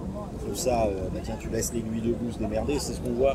C'est les gens, quand ils passent, qui te disent « Ah bravo, c'est bien ce que vous faites, bon courage ». Bah, c'est déjà gentil. Ça, oui, mais c'est quand même le passager clandestin dans le sens où super, tant mieux, vous faites le sale boulot, peut-être que vous allez réussir à dégommer la loi El Khomri ou à faire changer ceci, cela. Moi, j'en profiterai, mais j'en profiterai seulement si vous gagnez. Moi, que vous gagnez ou vous perdiez, de toute façon, ça m'est indifférent par ailleurs, parce que enfin, ça ne me coûte rien en tout cas. J'investis rien, je donne rien de ma personne. Donc je fais ça, j'attends que les autres se mouillent et moi les je gens reste qui font tranquille. pas grève, du coup ils perdent pas leur salaire. Et après, donc tout le monde, si on suit cette rationalité étriquée là, ben, il n'y a plus de mouvement social possible. Et peut-être aussi, c'est que tout le monde fait le passager clandestin. Les gens, est-ce que les gens aussi, les personnes qui travaillent, les personnes qui travaillent, qui ont des enfants à la maison, tout ça, machin, c'est dur hein, par Putain, faut les abattre. Mais non, mais enfin, j'ai perdu mon idée. Mais est-ce que j'ai perdu ça? Est-ce que c'est pas non plus que les mouvements sociaux ont essuyé des échecs et ont essuyé des échecs tout le temps et c'est vrai que bon, enfin, moi j'ai entendu des gens qui disaient ouais mais maintenant on va en gouverne, ouais, ils sont blasés de perdre quoi en fait, ils ont marre du coup ils y croient plus trop quoi, ils sont parce qu'il y a justement ce truc de perdant et tout là qui est difficile.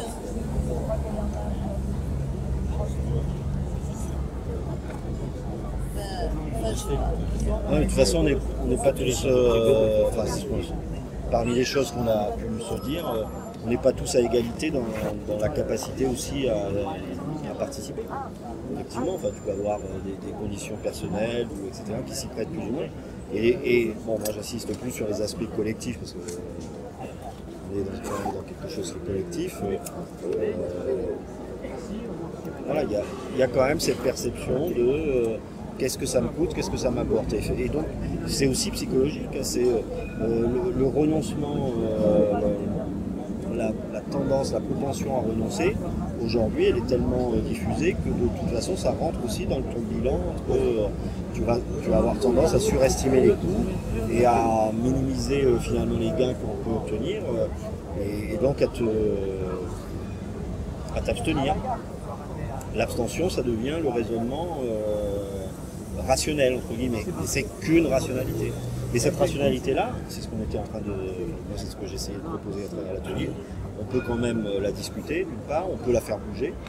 Et puis, il y a aussi donc l'autre vision, qui est de toute façon le passager clandestin, c'est de la connerie, parce que un mouvement social s'est fondé surtout et avant tout sur la gratuité, sur l'adhésion des valeurs. Donc on a été là, justement, parler de ces valeurs.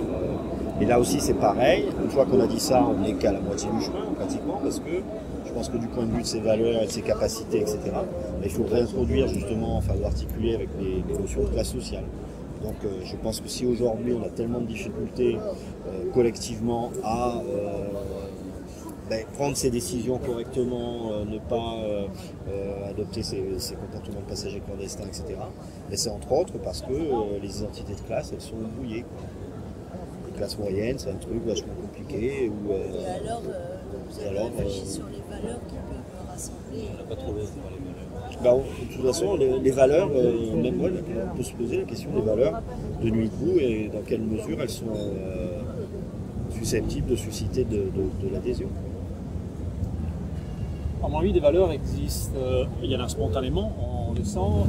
Il y a des gens qui les théorisent depuis des dizaines d'années. Ce que j'ai l'impression qu'il manque, je lis pas beaucoup de romans, moi, mais j'ai pas l'impression que ça soit à la mode au niveau littéraire. Quelque chose comme dans les années 50, au sortir de la Deuxième Guerre mondiale, l'existentialisme et le marxisme. Au sortir de la Deuxième Guerre mondiale, il y avait l'idée que la vie de toute façon était courte, on l'avait bien vu, et ça valait le coup de vivre pour de belles choses. Et il y avait aussi un partage entre le bien et le mal qui était un peu plus facile à voir. De nos jours, j'ai l'impression que c'est très brouillé, même au niveau culturel. Et c'est là-dessus qu'il y a des choses vraiment, il y a le lavage du cerveau à des tas de niveaux différents, la télé, machin, mais même les écrivains et les journalistes, les gens qui passent à la télé, les stars, et ça fait plein de monde qui te martèle que la gauche à droite c'est fini, et des choses de cet ordre-là. Et c'est à ce niveau-là, à mon avis, qu'il y a une grosse bataille à mener. Je dis pas que tout le monde doit s'y mettre, mais à mon avis c'est un des fronts. Et le communisme était fort aussi. Hein. Et les sûr. communistes, ils n'aimaient pas trop les existentialistes, d'après ce que j'ai... D'accord, mais je pense qu'ils avaient beaucoup de points communs, c'est-à-dire que c'était des gens qui... Les communistes n'aimaient pas les essentialistes. En tout cas, le Parti communiste, il n'aimait pas malheureusement Oui, c'est ça, mais c'était une grande guerre. Ouais, et pourtant, Donc Camilo est aussi dans ce pour autre chose.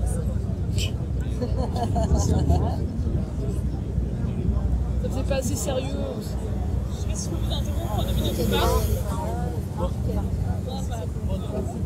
C'est juste pour vous dire, voilà, il y a plein de sollicitations pour savoir ce qui se passe à 2 coups maintenant. Est-ce que c'est mort, est-ce qu'on est couché, est-ce que blablabla. Et du coup, on invite un peu tous les gens qui voudraient à s'enterrer. En fait, Jeter un peu de terre. à écrire un petit mot pour expliquer ce que c'est. Là, on est encore là, on va plus trop là, ou même, enfin bon là, je ne sais pas vous, mais même si y a des gens qui sont plus là, c'est ce qu'on va dire aussi. En 2 mots, en 2 lignes, en 2 pages, si vous voulez. Voilà, juste écrire un peu parce qu'on a besoin de témoignages pour témoigner de ce que c'est, de quoi ça peut ressembler, vu que c'est différent. Et de l'envoyer à l'adresse de hebdo.newsdebunis@openmailbox.fr. C'est sur le journal, de toute façon. L'adresse du journal, je vais la remettre sur Facebook aussi. Et comme ça, on va faire un petit panachage. Voilà. Je compte sur vous. J'ai le sommeil qui perd. Moi, je viens faire trop de C'est compté jusqu'à combien? Quand tu parles de sollicitations multiples, ça fait référence à ce qui a été posté Oui, ce qu'on a parlé hier soir, ça fait référence à ce que il y en a eu d'autres. Apparemment, si, Martine aussi parlait de voilà, puis même pour moi c'est pareil, il y a plein de gens qui Tu sais quoi? Voilà, communiquer un peu, communiquer aussi sur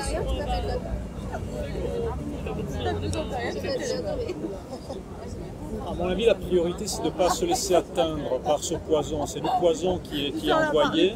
Les gens, ils l'ont eux, ils le fabriquent et ils nous le filent. Nous-mêmes, on est capable de le fabriquer, ce poison-là, de plus le prendre. Et donc, celles et ceux d'entre nous qui ont la force de répondre, très bien.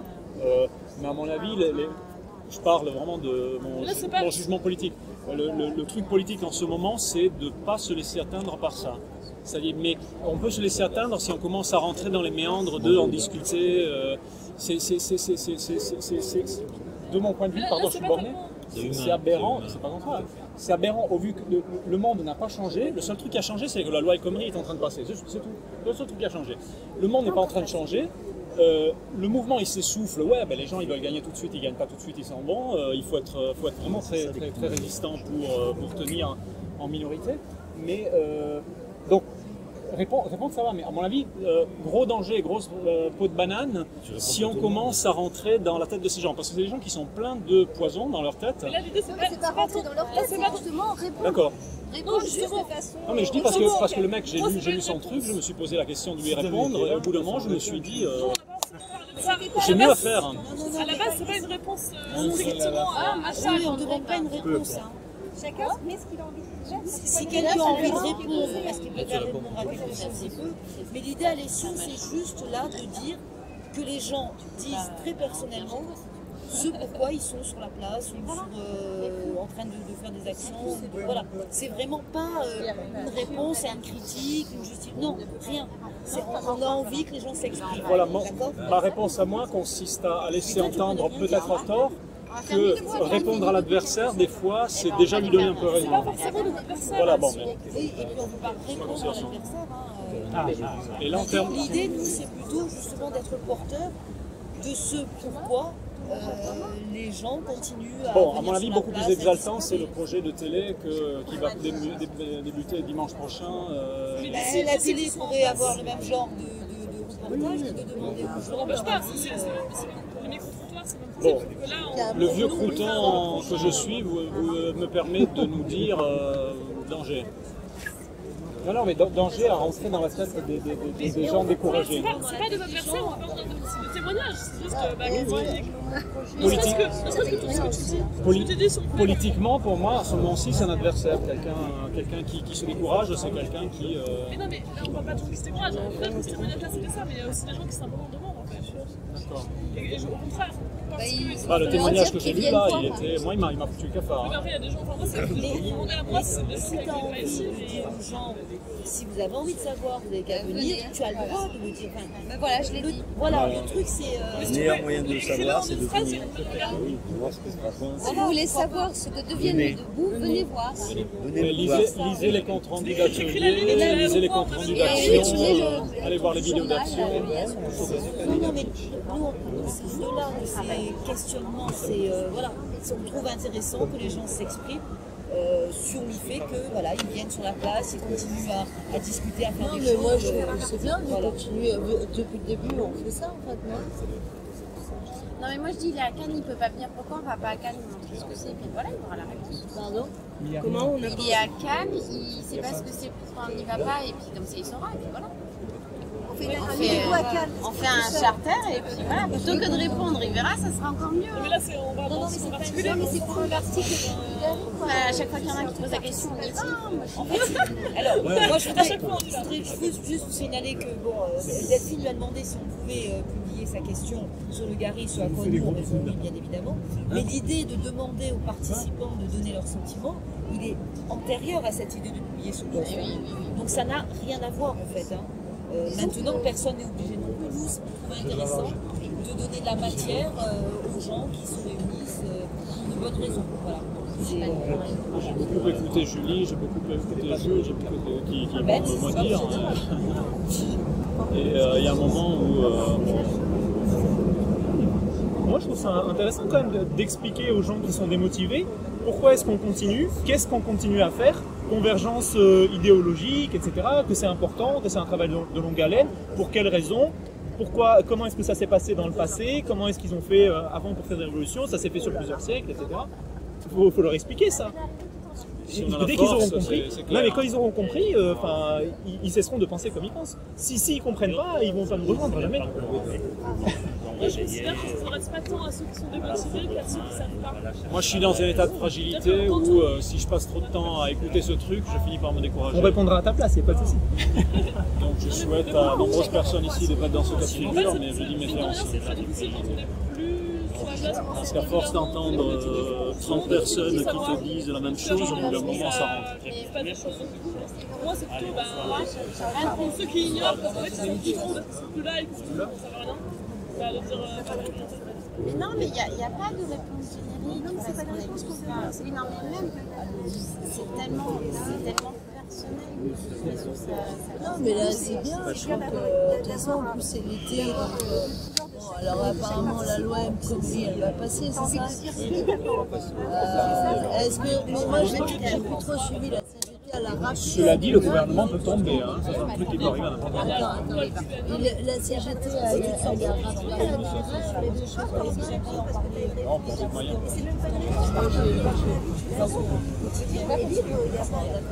J'entends pas, c'est une proposition. Puis là, c'est qu'il ne faut pas se justifier. J'ai dit, là, il n'y a plus d'appel à la grève. Faire attention à ça. Par la CGT, par tout ça. Là, c'est 15 septembre, c'est ça. Ouais, 15 septembre. Voilà. Et là, il y a des cartes postales, en fait, qu'il faut envoyer des cartes postales. Oui, ça fait un moment que ça s'est plus. C'est cool, ça. Mais Bon baiser de partout. Normalement, tu as un site où tu rentres, je l'avais téléchargé, tu Bon baiser de télécharges partout. la maquette et tu la fabriques toi-même et tu la colles sur une carte postale, la lettre. Mais il n'y a plus de manif, mais il y a des actions. Voilà, ça sont des... Voilà, c'est ça. Ils ont prévu des choses à l'intersyndicale? On a prévu une méga-action pour le 15 septembre. Septembre. Mais de toute façon, la loi, oui, parce que moi j'ai vu un truc, Valls était tout seul à Lyon, qu'il avait une carte de CRS, à la manifestation. Réfléchir. Il devait y avoir une action casserole L'objectif, ça serait que le 25 juin, on arrive et qu'on ne pas dans ce cas. Ça m'a fait mourir de rire. D'ici le mec, je sais comme ça, il arrive. Et entre-temps, chacun peut mener des actions seules ou en commun, en contactant les autres.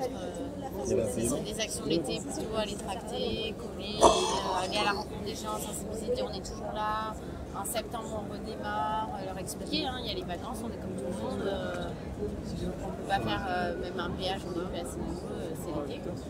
Mais on est toujours là, on réexplique. C'est pas terminé, la loi n'est pas passée, encore. Mais la loi, définitivement, elle passe quand? Le 22 juillet à l'Assemblée nationale, donc le délai motion de censure, parce qu'il va y avoir un 49.3, ça sera 23 juillet, allez à 16h, elle est passée.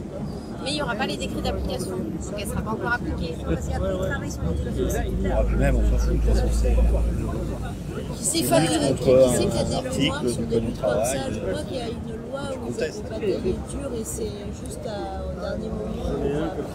C'est le CRP, elle a été publiée, le CRP, avec l'appliquée, Elle a été promulguée, mais elle n'a pas été appliquée, c'est ça? Oui, sur 3 personnes. Elle n'a pas été appliquée. Elle n'a pas été appliquée, mais elle a été votée. Elle a été votée, mais elle n'a pas été appliquée. Oui, C'est non, mais après passé les les décrets 49 qui viennent alors. C'est après, donc, du coup, les décrets, il s'est passé quoi alors? valide. En fait, s'il y a une grosse remobilisation le 15 septembre, c'est pas perdu. Non, c'est pas C'est grave. jamais Les élections, il suffit que le président qui soit élu et contre ça, il a juste à dire on l'applique pas. Il suffit de bloquer le pays pendant 2 mois, ben, le président. 49.3 disent ah ben non, finalement on a fait 3 49.3, on va pas faire les décrets. Ça me va. Je dis, tu bloques le pays pendant 2 mois, le président il s'en va. C'est pas gagné, ça. Donc en fait, là, c'était raisonné, c'était raisonné maintenir en fait des forces et donc de raisonner qu'est-ce qui bloque à l'action en fait. Ah non, là c'était général. Non, c'était à partir de la théorie. C'était théorique. Non, non, après on. C'est très pratique, il vise la Après pratique. C'est la pratique. Qu'est-ce qui peut bloquer l'action, la mobilisation? Non, mais il y a toute une sociologie de l'action collective, et il y a des trucs super intéressants, il y a des trucs qui ne sont pas intéressants, mais il y en a qui sont vraiment intéressants. Et bon, le paradoxe du passager clandestin, c'est un truc super connu, mais qui, je crois, a des vertus explicatives. Enfin, puis holistiques, ça te fait réfléchir. Mais je pense obligé de réfléchir à ça. Et je pense que c'est pas mal qu'on y réfléchisse. D'accord, alors moi, la sociologie, quand ça part trop, j'ai pas beaucoup de. Mais moi, c'est de passer en position de passivité, où beaucoup d'individus, enfin, où la société on a tendance à être à la position d'activité passive, active. Quand on regarde à la télé, on est passif. À partir du moment où on commence à créer, on devient actif, enfin à créer, je parle de créer, mais alors, je donne des exemples, mais voilà. Et moi, je pense qu'aussi la société a souffert de ça. Et en fait, des petites actions de rien, je reviens à mon faire reprendre possession de la place. Moi, pourquoi je suis là? Parce que c'est une reprise de la place publique aussi, une repossession de la place publique, qui sont envahis par les commerces et tout ça. Et voilà, d'arriver. Parce que moi, je voudrais essayer de continuer de monter mon petit truc. Je voudrais faire des pochoirs, faire un atelier créatif dans les nuits debout. Non, mais c'est parti. Faire les pochoirs.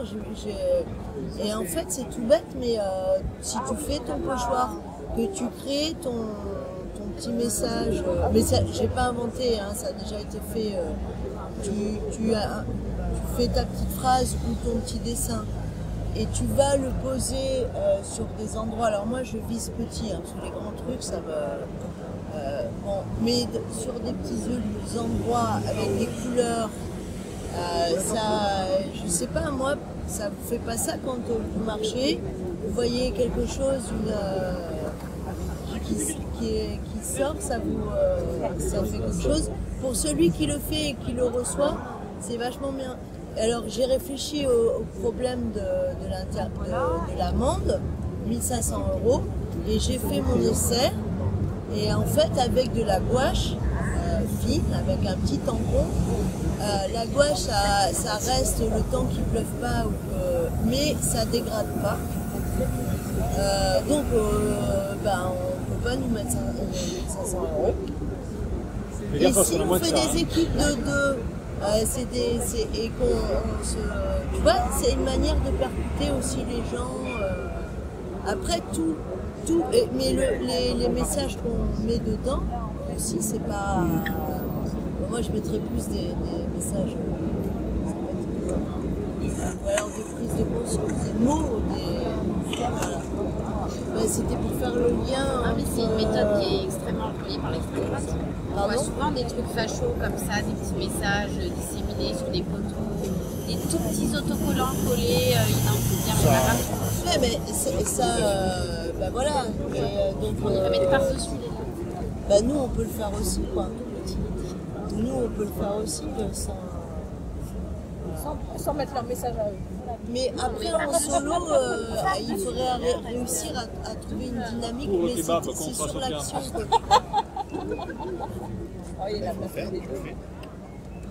Des références, j'ai avancé, mais moi je fais pas les trucs comme ça, je fais un petit peu, après j'arrête pas, mais oui, mais moi j'ai besoin des autres parce que ça se fait pas forcément toute seule, quoi. Il y a ça, il y a les tracts. Moi j'ai besoin des autres, je peux le faire toute seule, bien sûr je peux le faire. Il y a plein de choses concrètes qu'on a du mal à... Bon, là, moi, là, je dis rien, j'étais absent. Mais les tracts, on on doit avoir une nouvelle mouture qu'on attend tous. Ah, il y a une nouvelle mouture. On n'est pas là. Non, il faudrait qu'on en fasse une impérativement. C'est qui a fait la dernière? Fait comme toutes. Personne, c'était le tract national. Celui qui est toujours périmé. Tu sais ce qui se passe? Place de la République, des milliers de personnes se réunissent. Non, mais c'est bien, mais le tract tel qu'on les diffuse, il est obsolète. C'est un peu dommage. Il y en a plein écoulés. Encore, c'est vrai? Ah ouais, on ne peut pas recycler. On peut les mettre à recycler à la benne. Non, mais pas dans le truc à recycler, mais en faire quelque chose d'autre. Pas nos géants. Parce qu'une fois que tu as créé si toi tu crées ton pochoir, c'est pas facile de créer un pochoir. Si tu crées ton pochoir après, c'est pas comme distribuer les tracts, c'est pas comme tracter, c'est rien à voir. Déjà, tu as une activité, tu es attaché à ton pochoir, tu l'aimes. Et du coup, tu vois, après on le fait, parce qu'il faut le faire en groupe, parce que faut le faire tranquille, pas en groupe. Mais moi je disais ça, c'est parce que ça me faisait penser à plein de trucs de base, d'outils, d'informations qu'on n'a même pas. Voilà, ça fait du taf. On a des outils d'information tout bêtes comme un tract, on n'en a plus depuis. On a un tract qui Mais est... ce qui arrive, tu n'as pas dit qu'il y en a un reste. Oui, il en reste pas mal. Ah, mais il y en reste. Les vieux, les anciens. Bon, il faut qu'on s'y remette, tout simplement. Si on veut, il faut qu'on s'y remette. Les tracts pour le Grand Nuit debout, ils sont encore valables. Quitte à changer l'heure, mettre 20h au lieu de 19h, mais on a un paquet chez... on a les affiches pour le nouveau Nuit debout, le Nuit debout du Rasmus qu'on fait actuellement. On a fait des affiches, elles sont belles comme tout, à mon avis. Il faut juste qu'on les photocopie, on comprenne où les mettre. C'est juste qu'on s'y remette. Ah, j'ai le doigt. Pardon, très bien raison. Non, mais c'est ce qui me fait ça. Je vais faire ça, mais je... Et par contre, bon, là c'est l'été, il y a beaucoup de touristes. Est-ce que pour pas, parce que diffuser des tracts comme ça dans... Est-ce qu'on peut pas cibler, j'aime pas le mot. Ah oui, quel est l'objet de la situation? Se donner Sur quoi on travaille? Se dire sortir des quartiers touristiques. Bon, là il y a des touristes, alors les touristes ils s'en foutent de la loi. Pourquoi on ne ferait pas un atelier pourquoi tractage ou quoi? Ou alors ça existe déjà, communication? Pourquoi pas? Mais c'est quand Il n'y a plus rien qui existe. C'est quand hein? C'est vrai. Pardon? Il n'y a plus rien qui existe en com. C'est quoi l'objet? Voilà, bon, on se fait un atelier. Ce soir, le sujet. Pourquoi pas s'ouvrir au tourisme? Ce qui est important, c'est d'avoir un sujet. C'est fini en fait. On a fini. On a fini l'atelier, maintenant c'est discussion libre. Est-ce que tu penses qu'on a fini? Ah oui, bien sûr. Alors, il y a une suggestion de Luce qui a marché très bien avec un atelier que je faisais moi. Oui, puis après, il faut passer à autre chose. Donc, on lance une agora, ça vous dit? Ça vous dit qu'on lance une agora? C'est ce qu'on était en train de faire. Oui. Non, mais c'est juste... C'est le côté institutionnel qu'a proposé Luce. Moi, je ne l'avais pas perçu. Moi, je suis preneur de savoir quand est-ce qu'on fait un tract et avec qui. Je l'avais pas perçu. Oui, je l'avais pas perçu. Non, mais juste, il était en train de me dire. Il ne paraît rien. Demain. Allez. Attends, il y a quoi la télé demain? Tant que j'ai pas décidé. La télé maintenant, il y a. Donc je rappelle que pour celles et ceux qui auraient envie, dimanche 20h30, avec Delphine, Romane, Marilus et quelques autres peut-être que j'oublie ici. Et ceux qui le souhaitent. Et tous ceux qui le souhaitent. Bon, on fait un atelier télé. Atelier télé pour vraiment la faire. C'est-à-dire qu'on en a discuté. Là, c'est pour faire les prototypes à mettre en ligne. Faire une première vidéo. Tu mettras la photo d'Estrosi pour faire l'appel de l'atelier du dimanche. Je ne viendrai pas le dimanche. Tu l'as encore mise ce dimanche. Tu m'as pourri mon dimanche avec ta photo d'Estrosi. C'est insupportable. Moi, je voulais dire un truc depuis tout à l'heure. Et du coup, c'est plus tellement le moment, je pense. Si, c'est toujours le moment. Il faut laisser parler Maxence. Et donc, parce que alors c'était quand Emmanuel parlait du communisme. Moi, ce qui m'intéresse aussi beaucoup dans Nuit debout, c'est que c'est éclectique, justement, et qu'il y a un panel des salariés, des retraités, des non-salariés, des chômeurs. Et du coup, on peut, bien sûr, c'est une convergence des groupes, mais qui est étendue sur... c'est pas... un salarié d'une entreprise où ils ont tous un point commun sur leur travail, etc. Là, c'est vraiment ouvert. On a même une aile droite. Pardon? On a même une aile droite, Antoine. Exactement, et pourtant, moi j'ai bien envie de faire son atelier quand même. Ouais. Mais bon, c'est... Très modéré. Hein. Donc justement, on accepte vraiment de travailler avec tout le monde. Voilà, ça c'est... Enfin, en gros. Si, parce que... les gens qui spéculent sur la fin, par exemple, moyen. Bon, cela dit, ils viennent pas, mais là, c'est pour le coup, c'est l'extrême droite. Nous, l'aile droite, elle est très modérée. Oui, c'est vrai. Faut pas aller trop loin quand même, c'est clair. Ça va bien, l'aile droite extrême. Voilà, je voulais dire ça, parce que j'entends des choses dites par les médias, bien sûr, genre, à un moment donné, les fonctionnaires sont allés à une manifestation, je ne sais plus laquelle au début, et ils disaient pourquoi les fonctionnaires vont là alors que ça ne les concerne pas. Mais on est citoyen dans tout. Voilà. Et donc justement, moi c'est êtres vivants. Moi c'est ça. Debout, c'est ça que j'aime justement. L'état d'atome. de l'argent sur l'être vivant. C'est ça que j'aime, c'est que les gens aident, participent alors que ça leur apporte rien. Enfin, encore que, mais bon. L'état d'atome, oui, mais autopolitique. On essaye de se soirer sur un tract aussi. On va s'en aller là. Quoi, faire un atelier sur un tract? Non, pas forcément un atelier, mais comment on se débrouille pour sortir le prochain tract. Non, mais après, Le dernier tract était sur quoi? Le contenu du tract en soi, soyons honnêtes, quand on nous distribue les tracts, on les lit combien de fois sur combien de fois? Attends. On te donne 10 tracts, t'en lis combien en vrai? Voilà, moi les tracts, je les prends, je dis merci, je suis occupée, et dans le sac, 3 mois après, je dis ah, qu'est-ce que j'ai copié? Ah ben on peut plus lire, poubelle, je les lis pas.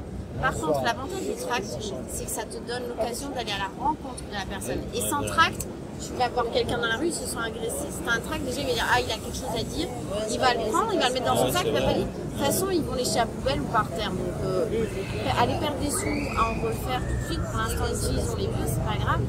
Mais au moins, on a le contact. Et on a vu mardi après la grève sur l'action McDo que la discussion avec les gens, en fait, il n'y a rien eu. Et pourtant, sur la fin, on était 4. On n'était pas identifiés, on n'avait pas de tract, on n'avait rien, et les gens leur expliquaient avec des mots assez simples, voilà, loi travail, McDo, évasion fiscale, maltraitance des salariés, malbouffe, voulez-vous boycotter McDo pour action symbolique, et les gens partaient. En l'espace de 3 minutes, on arrivait à convaincre les gens. 3 minutes, des fois moins que ça. C'est ça qu'il faut. On l'a fait au début, quand on est dans Venise, tout ça. On l'a fait au début. Il faut qu'on se donne maintenant une date pour le faire. Peut-être un peu moins. Pour l'instant, puis en parallèle, ça n'empêche pas d'en créer. Alors, mon point de vue, c'est que ces derniers jours, et on en discutait avec Roman et avec d'autres, peut-être ça va un peu mieux, on se redynamise. Je ne sais pas si on est au clair ou si on a une idée sur le pourquoi. Nice. Moi, j'aurais tendance à croire prudemment que c'est incalculable, que c'est des fluctuations. Et donc, pour faire des choses, peut-être que ça sert de repenser ça. Donc, de mon point de vue à moi, un objectif politique, c'est tenir la place pour juillet. Après, août, on renégocie. Je ne sais pas comment vous voyez les choses. Et donc par rapport à ce qui me semble être les forces disponibles, c'est faisable, par moments c'est déprimant. Bon. Je continue de penser qu'en soi, symboliquement, c'est un bon objectif politique. C'est-à-dire si on peut dire au niveau national, envoyer le message comme, je sais pas, Avignon l'a fait, ou je ne sais plus quelle ville, nous à Nice on ne s'est jamais arrêté depuis qu'on a commencé, même l'envoyer à Paris. C'est, je crois, un symbole pour Nice, pour le mouvement dans sa globalité, pour lui dire à Paris vous n'êtes pas seul, parce que Jean-Baptiste qui est revenu de Paris, je ne sais pas si vous l'a dit, il a oublié de le dire en restitution d'Agora vendredi, il est revenu de Paris, il a donné un coup de main à Nuit debout Paris, du coup il a retrouvé une super bonne amie à lui, enfin ils étaient très peu nombreux, enfin je veux dire, ils étaient très peu nombreux, et par les très peu nombreux, il y en a qui étaient des amis à lui de vieille date, pour dire que socialement il y a vraiment un déterminisme très fort. Mais à Paris, si j'ai bien compris, à un certain moment, ils étaient stressés parce qu'ils envisageaient pour la première fois la possibilité qu'il n'y ait pas de Barnum sur la place de la République pour la première fois depuis le début du mouvement, un truc dans le genre. C'est-à-dire que vraiment ils étaient réduits par nombreux à un certain jour, je ne sais pas, c'est variable. Bon. De mon point de vue à moi, si nous, petits Niçois, bêtement on leur dit, probablement on est inaudible, ils ne vont même pas l'entendre, mais si on lance une bouteille à la mer, ailleurs en France, le mouvement, s'il entend qu'à Nice, nous on tient, je pense que ça peut donner du courage aux autres pour tenir aussi. Donc à mon avis, tant qu'on y est là, on peut le faire. Et c'est un capital politique qu'on a.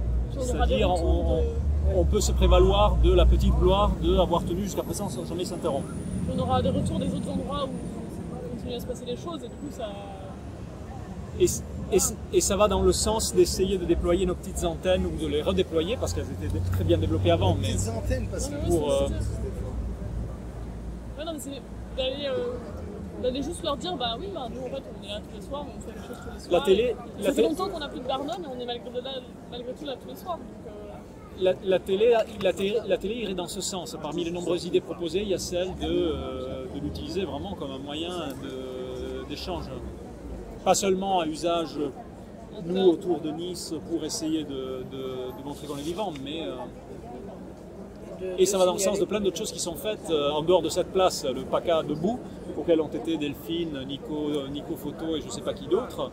Esther, peut-être, je ne sais plus, ou Céline. Non. Qui a été... Bon, PACA debout. PACA debout, c'est... C'était Cyrielle. Oui, j'ai l'impression. Il y avait des gens qui. En fait, il y a des gens qui ne savaient pas. Donc, à mon avis, il ne faut pas oublier, ça fait partie des choses qui bougent là. Moi, je ne sais pas trop. Delphine ou quelqu'un d'autre, tu peux nous rappeler ce que c'est PACA debout? Nuit debout PACA, en fait, lorsqu'on est allé à la Déconomie, c'est ça, Déconomiade. Les journées de la Déconomie, les journées de la Déconomie, c'est ça. Dans cette journée-là, c'était donc dans un parc à Aix-en-Provence, on y retrouvait une grande partie des nuits debout de la région PACA. Du coup, après l'intervention de M. Ruffin, on s'est mis un peu sur le côté, on a discuté un peu de ce qui... Ruffin, celui qui a fait la... Je ne pas, parle plus fort. M. Ruffin, celui qui a fait la... Ruffin, Jean-Christophe Ruffin. Voilà, c'est son prénom, je ne me rappelle jamais, donc j'ai M. Ruffin. Et donc, après son intervention, on s'est tous retrouvés.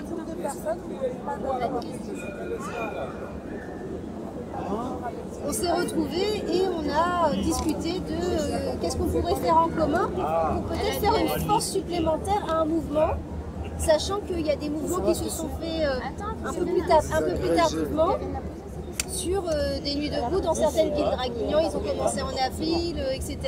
Ils sont 6 autour d'un arbre. Enfin, du coup, c'était rigolo d'entendre chaque petite ville qui avait pu mettre en place son nuit debout. C'était pas rigolo, parce que c'est pas rigolo. C'est-à-dire qu'il y a des enjeux humains. C'est pas rigolo.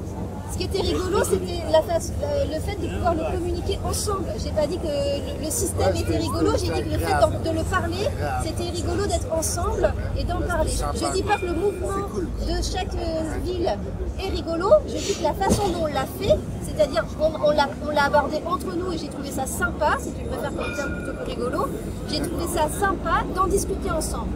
D'accord? J'ai pas dit que le mouvement était rigolo, hein. Faut pas tout mélanger non plus. Hein. Non, je ne mélange pas, je sais. Non, c'est vrai. Et donc c'était assez intéressant parce que l'idée est venue donc de faire ensemble un nuit debout PACA pour regrouper tout ce qui pouvait se produire dans chacune des régions, des villes qu'il y a dans la région. Et ensuite peut-être d'être force d'idée pour faire peut-être une action commune PACA. Quelque part, soit chacun à notre niveau, sur un même temps, pour une même action, genre un blocage de péage ou un truc comme ça, mais chacun son péage le même jour pour faire vraiment quelque chose qui soit commun. Donc pour l'instant, ça fait 3 semaines, on n'en est pas encore à vraiment faire ce genre. On discute, c'est un peu comme ce qu'il y a sur Nuit debout général, on discute ensemble de ce qui peut se produire. Tout le monde a accès à Nuit debout PACA. Il y a eu une présentation, de chaque nuit debout, chaque place nuit debout, chaque entre guillemets, participant d'un nuit debout qui est venu à cette déconomiade a pu exposer ce qui se passait dans sa ville. Moi j'ai pris le micro et j'ai dit voilà, nous on est une trentaine de résistants. Ça permet de faire une synergie, quoi, comme ça. Maxence. Ce qui permet de faire une synergie, c'est-à-dire qu'en fait, dans chaque région, chaque canton, peu importe, nous avons en fait, certains ont les mêmes convictions. Et ces mêmes convictions, ça peut être pas mal, quoi, si on les met ensemble. Si on arrive à former justement un mouvement un peu plus important, et donc un mouvement plus important, permettrait de nous entendre davantage. Parce qu'en fait, il ne faut pas se faire entendre par le bruit des barricades, mais par le bruit des idées.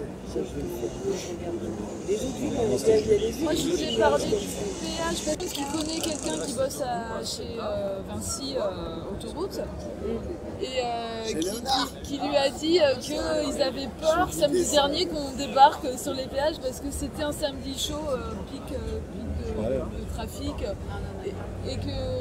Ouais, oui, on en avait parlé de le faire et en fait il a confirmé ça que en fait là c'est sur les départs de vacances. Faudrait faire ça, c'est bien. Les dimanches. Et donc ils ont doublé les effectifs. Ils ont doublé les effectifs oui. Ah bah tu vois, même sans agir, ça fait agir. Ça fait réagir. Oui, ils ont fait travailler des gens en week-end pour rien. La culpabilité. Et ils ont parlé à l'intersyndicale? Non, on a dit que ça aurait été rigolo de faire ça éventuellement un samedi noir ou un truc comme ça. C'était pas une intersyndicale, c'était une réunion. Convergence des luttes, c'est voilà. Parce qu'il y a quelqu'un de l'UNEF qui a dit oui, mais c'est très bien qu'on n'appelle pas ça intersyndicale. Parce qu'il n'y a pas la CGT, il n'y a pas FO, déjà Nuit debout était bien représenté. On était nombreux là. Ah oui. Déjà on fait la moitié des personnes. Les sociétés qui sont syndiquées. Et donc il n'y a pas eu de date de retenue La date retenue pour faire vraiment une grosse action commune et remobiliser les troupes, c'est le 15 septembre. Il y a une attendant. Et des réunions. Une action. Et le 24 ans, on essaie juste de continuer à mobiliser les troupes parce que dans l'été. Si c'est bien beau les idées. On va faire un truc. Il y a un gros truc. On fait des réunions régulièrement, enfin 2-3 dans l'été, pour voir si on a envie de faire des actions. Si par exemple on veut se faire une plage, on les prévient aussi. Moi je suis prêt, mais en fait, je tiens stand-by, je ne sais pas si je monte maintenant ou si je monte après. Voilà, c'est un peu pour ça que là dans 2-3 jours je vais décider avec mes gosses selon si je pars maintenant, je peux pas, c'est pas moi qui vais lancer un truc si j'y suis pas comme ça. Oui. Oui, bien sûr. Mais est-ce qu'on avait parlé? On va faire une d'ici la fin de la semaine, d'ici la fin juillet ou début. Et le jour où ça passe à l'Assemblée nationale, c'est le 22. 22 ou 22? Parce que c'est un vendredi. C'est pour ça qu'il y a des actions prévues. Non, mais s'il y a une action de PACA, c'est bien, ça suffit. Oui, bien sûr. C'est quand ça? C'est à vendredi.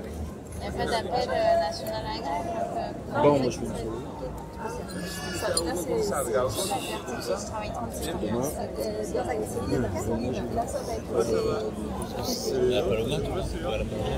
Non, mais oui, j'ai un collègue. Probablement. Mais après, je sais pas. C'est des nouvelles. Et toi, t'as des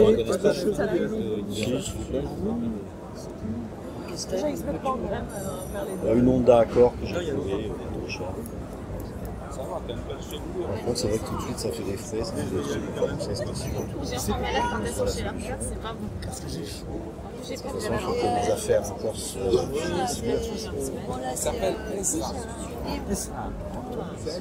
Est-ce que Oui, ça arrive bien pour de bon. Est-ce qu'on pourrait, ce qui est dans les pochoirs, c'est de trouver des slogans, des jeux de mots juste et pas décalés avec les potes. Ah, d'accord. Salut. Ciao. Je vais pas mettre ça sur le forum. Dit là, des idées pour les pochoirs. Mais en fait, le forum, en fait, Quelle serait la proposition? Oui, moi j'avais pensé là, c'est que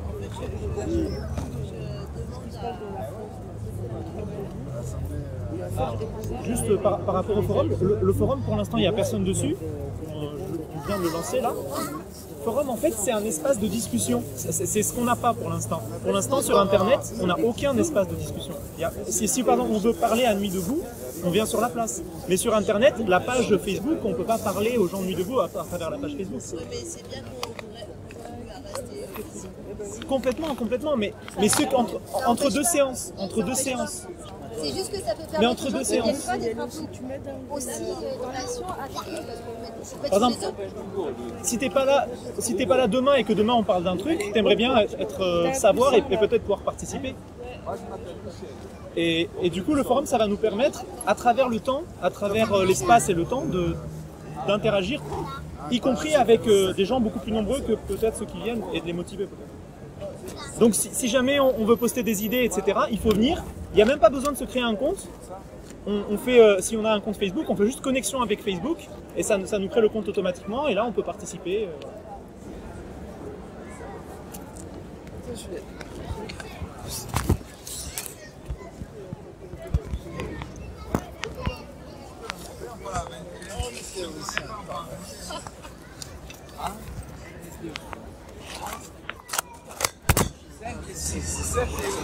Non, je peux pas.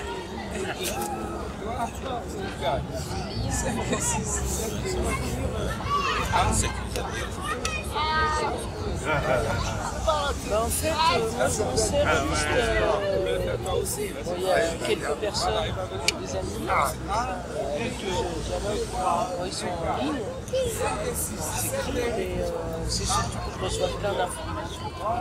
Sinon moi je facile de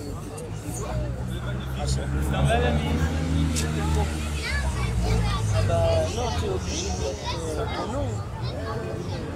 Ah bah si, tu peux mettre. Non, pas le même. D'accord, mais le forum, t'as pas le même. Mais c'est bon en fait. Alors non, enfin, c'est moi qui ai mis en place la structure. Mais il est fait là ? Ouais. Alors l'adresse c'est forum.nuitdebounis.fr. Non, alors maintenant ce qu'il faut mieux penser peut-être. Parce que moi j'ai une page Facebook, Si t'as juste quelques personnes les gens, c'est forum. Non, dans la barre d'URL. Ah, c'est sur la page, tu peux parler Facebook. Pas encore. Non, ça n'a rien à voir avec Facebook, c'est un site à part entière. C'est dans la barre d'URL, tu as forum.nuit. Dans ton navigateur. La barre d'adresse. Quand tu es sur Internet. Comme google.com, bah là c'est forum.nuitdebounis.fr. Parce qu'on a déjà un site qui s'appelle nuitdebounis.fr et là c'est un sous-domaine forum.nuitdebounis.fr. Oui, en fait c'est un clone du wiki en plus joli. Et on reçoit les discussions des autres. Pour l'instant il n'y a pas de discussion parce qu'il n'y a personne, mais dès qu'on va y aller, effectivement, en fait il y a des catégories. Par exemple, catégorie université populaire, catégorie économie, machin.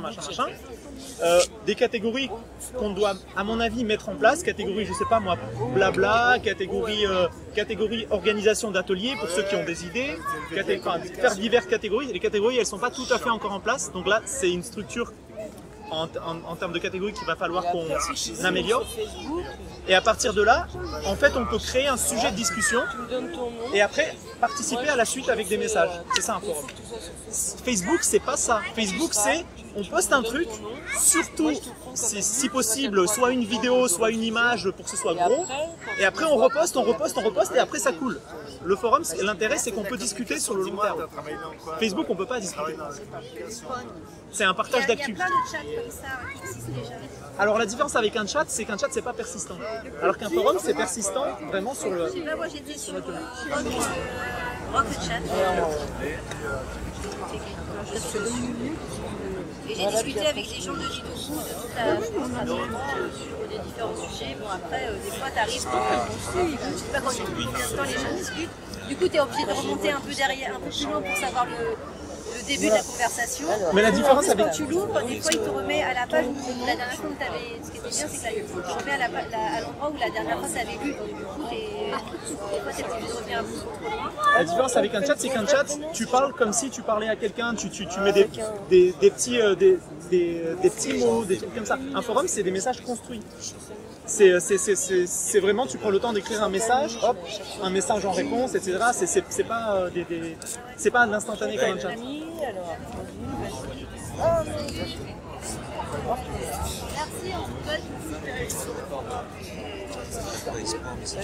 Et le forum, il a commencé à être utilisé là déjà? Non.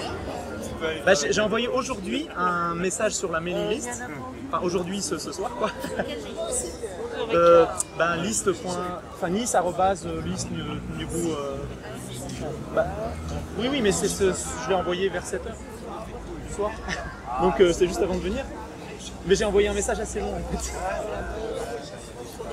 J'ai essayé de me justifier autant que possible. Parce que je ne l'ai pas eu, c'est pour ça que je te demande sur quelle mailing list. Tu l'as toujours? Non. Il y avait un atelier. Si, j'ai envoyé. Non, parce que Là, on va pas le faire. regarde, les derniers messages sont à 23h. Et avant? 18h, 20h. Ouais, 18, 17 peut-être. Qu'est-ce qui t'anime?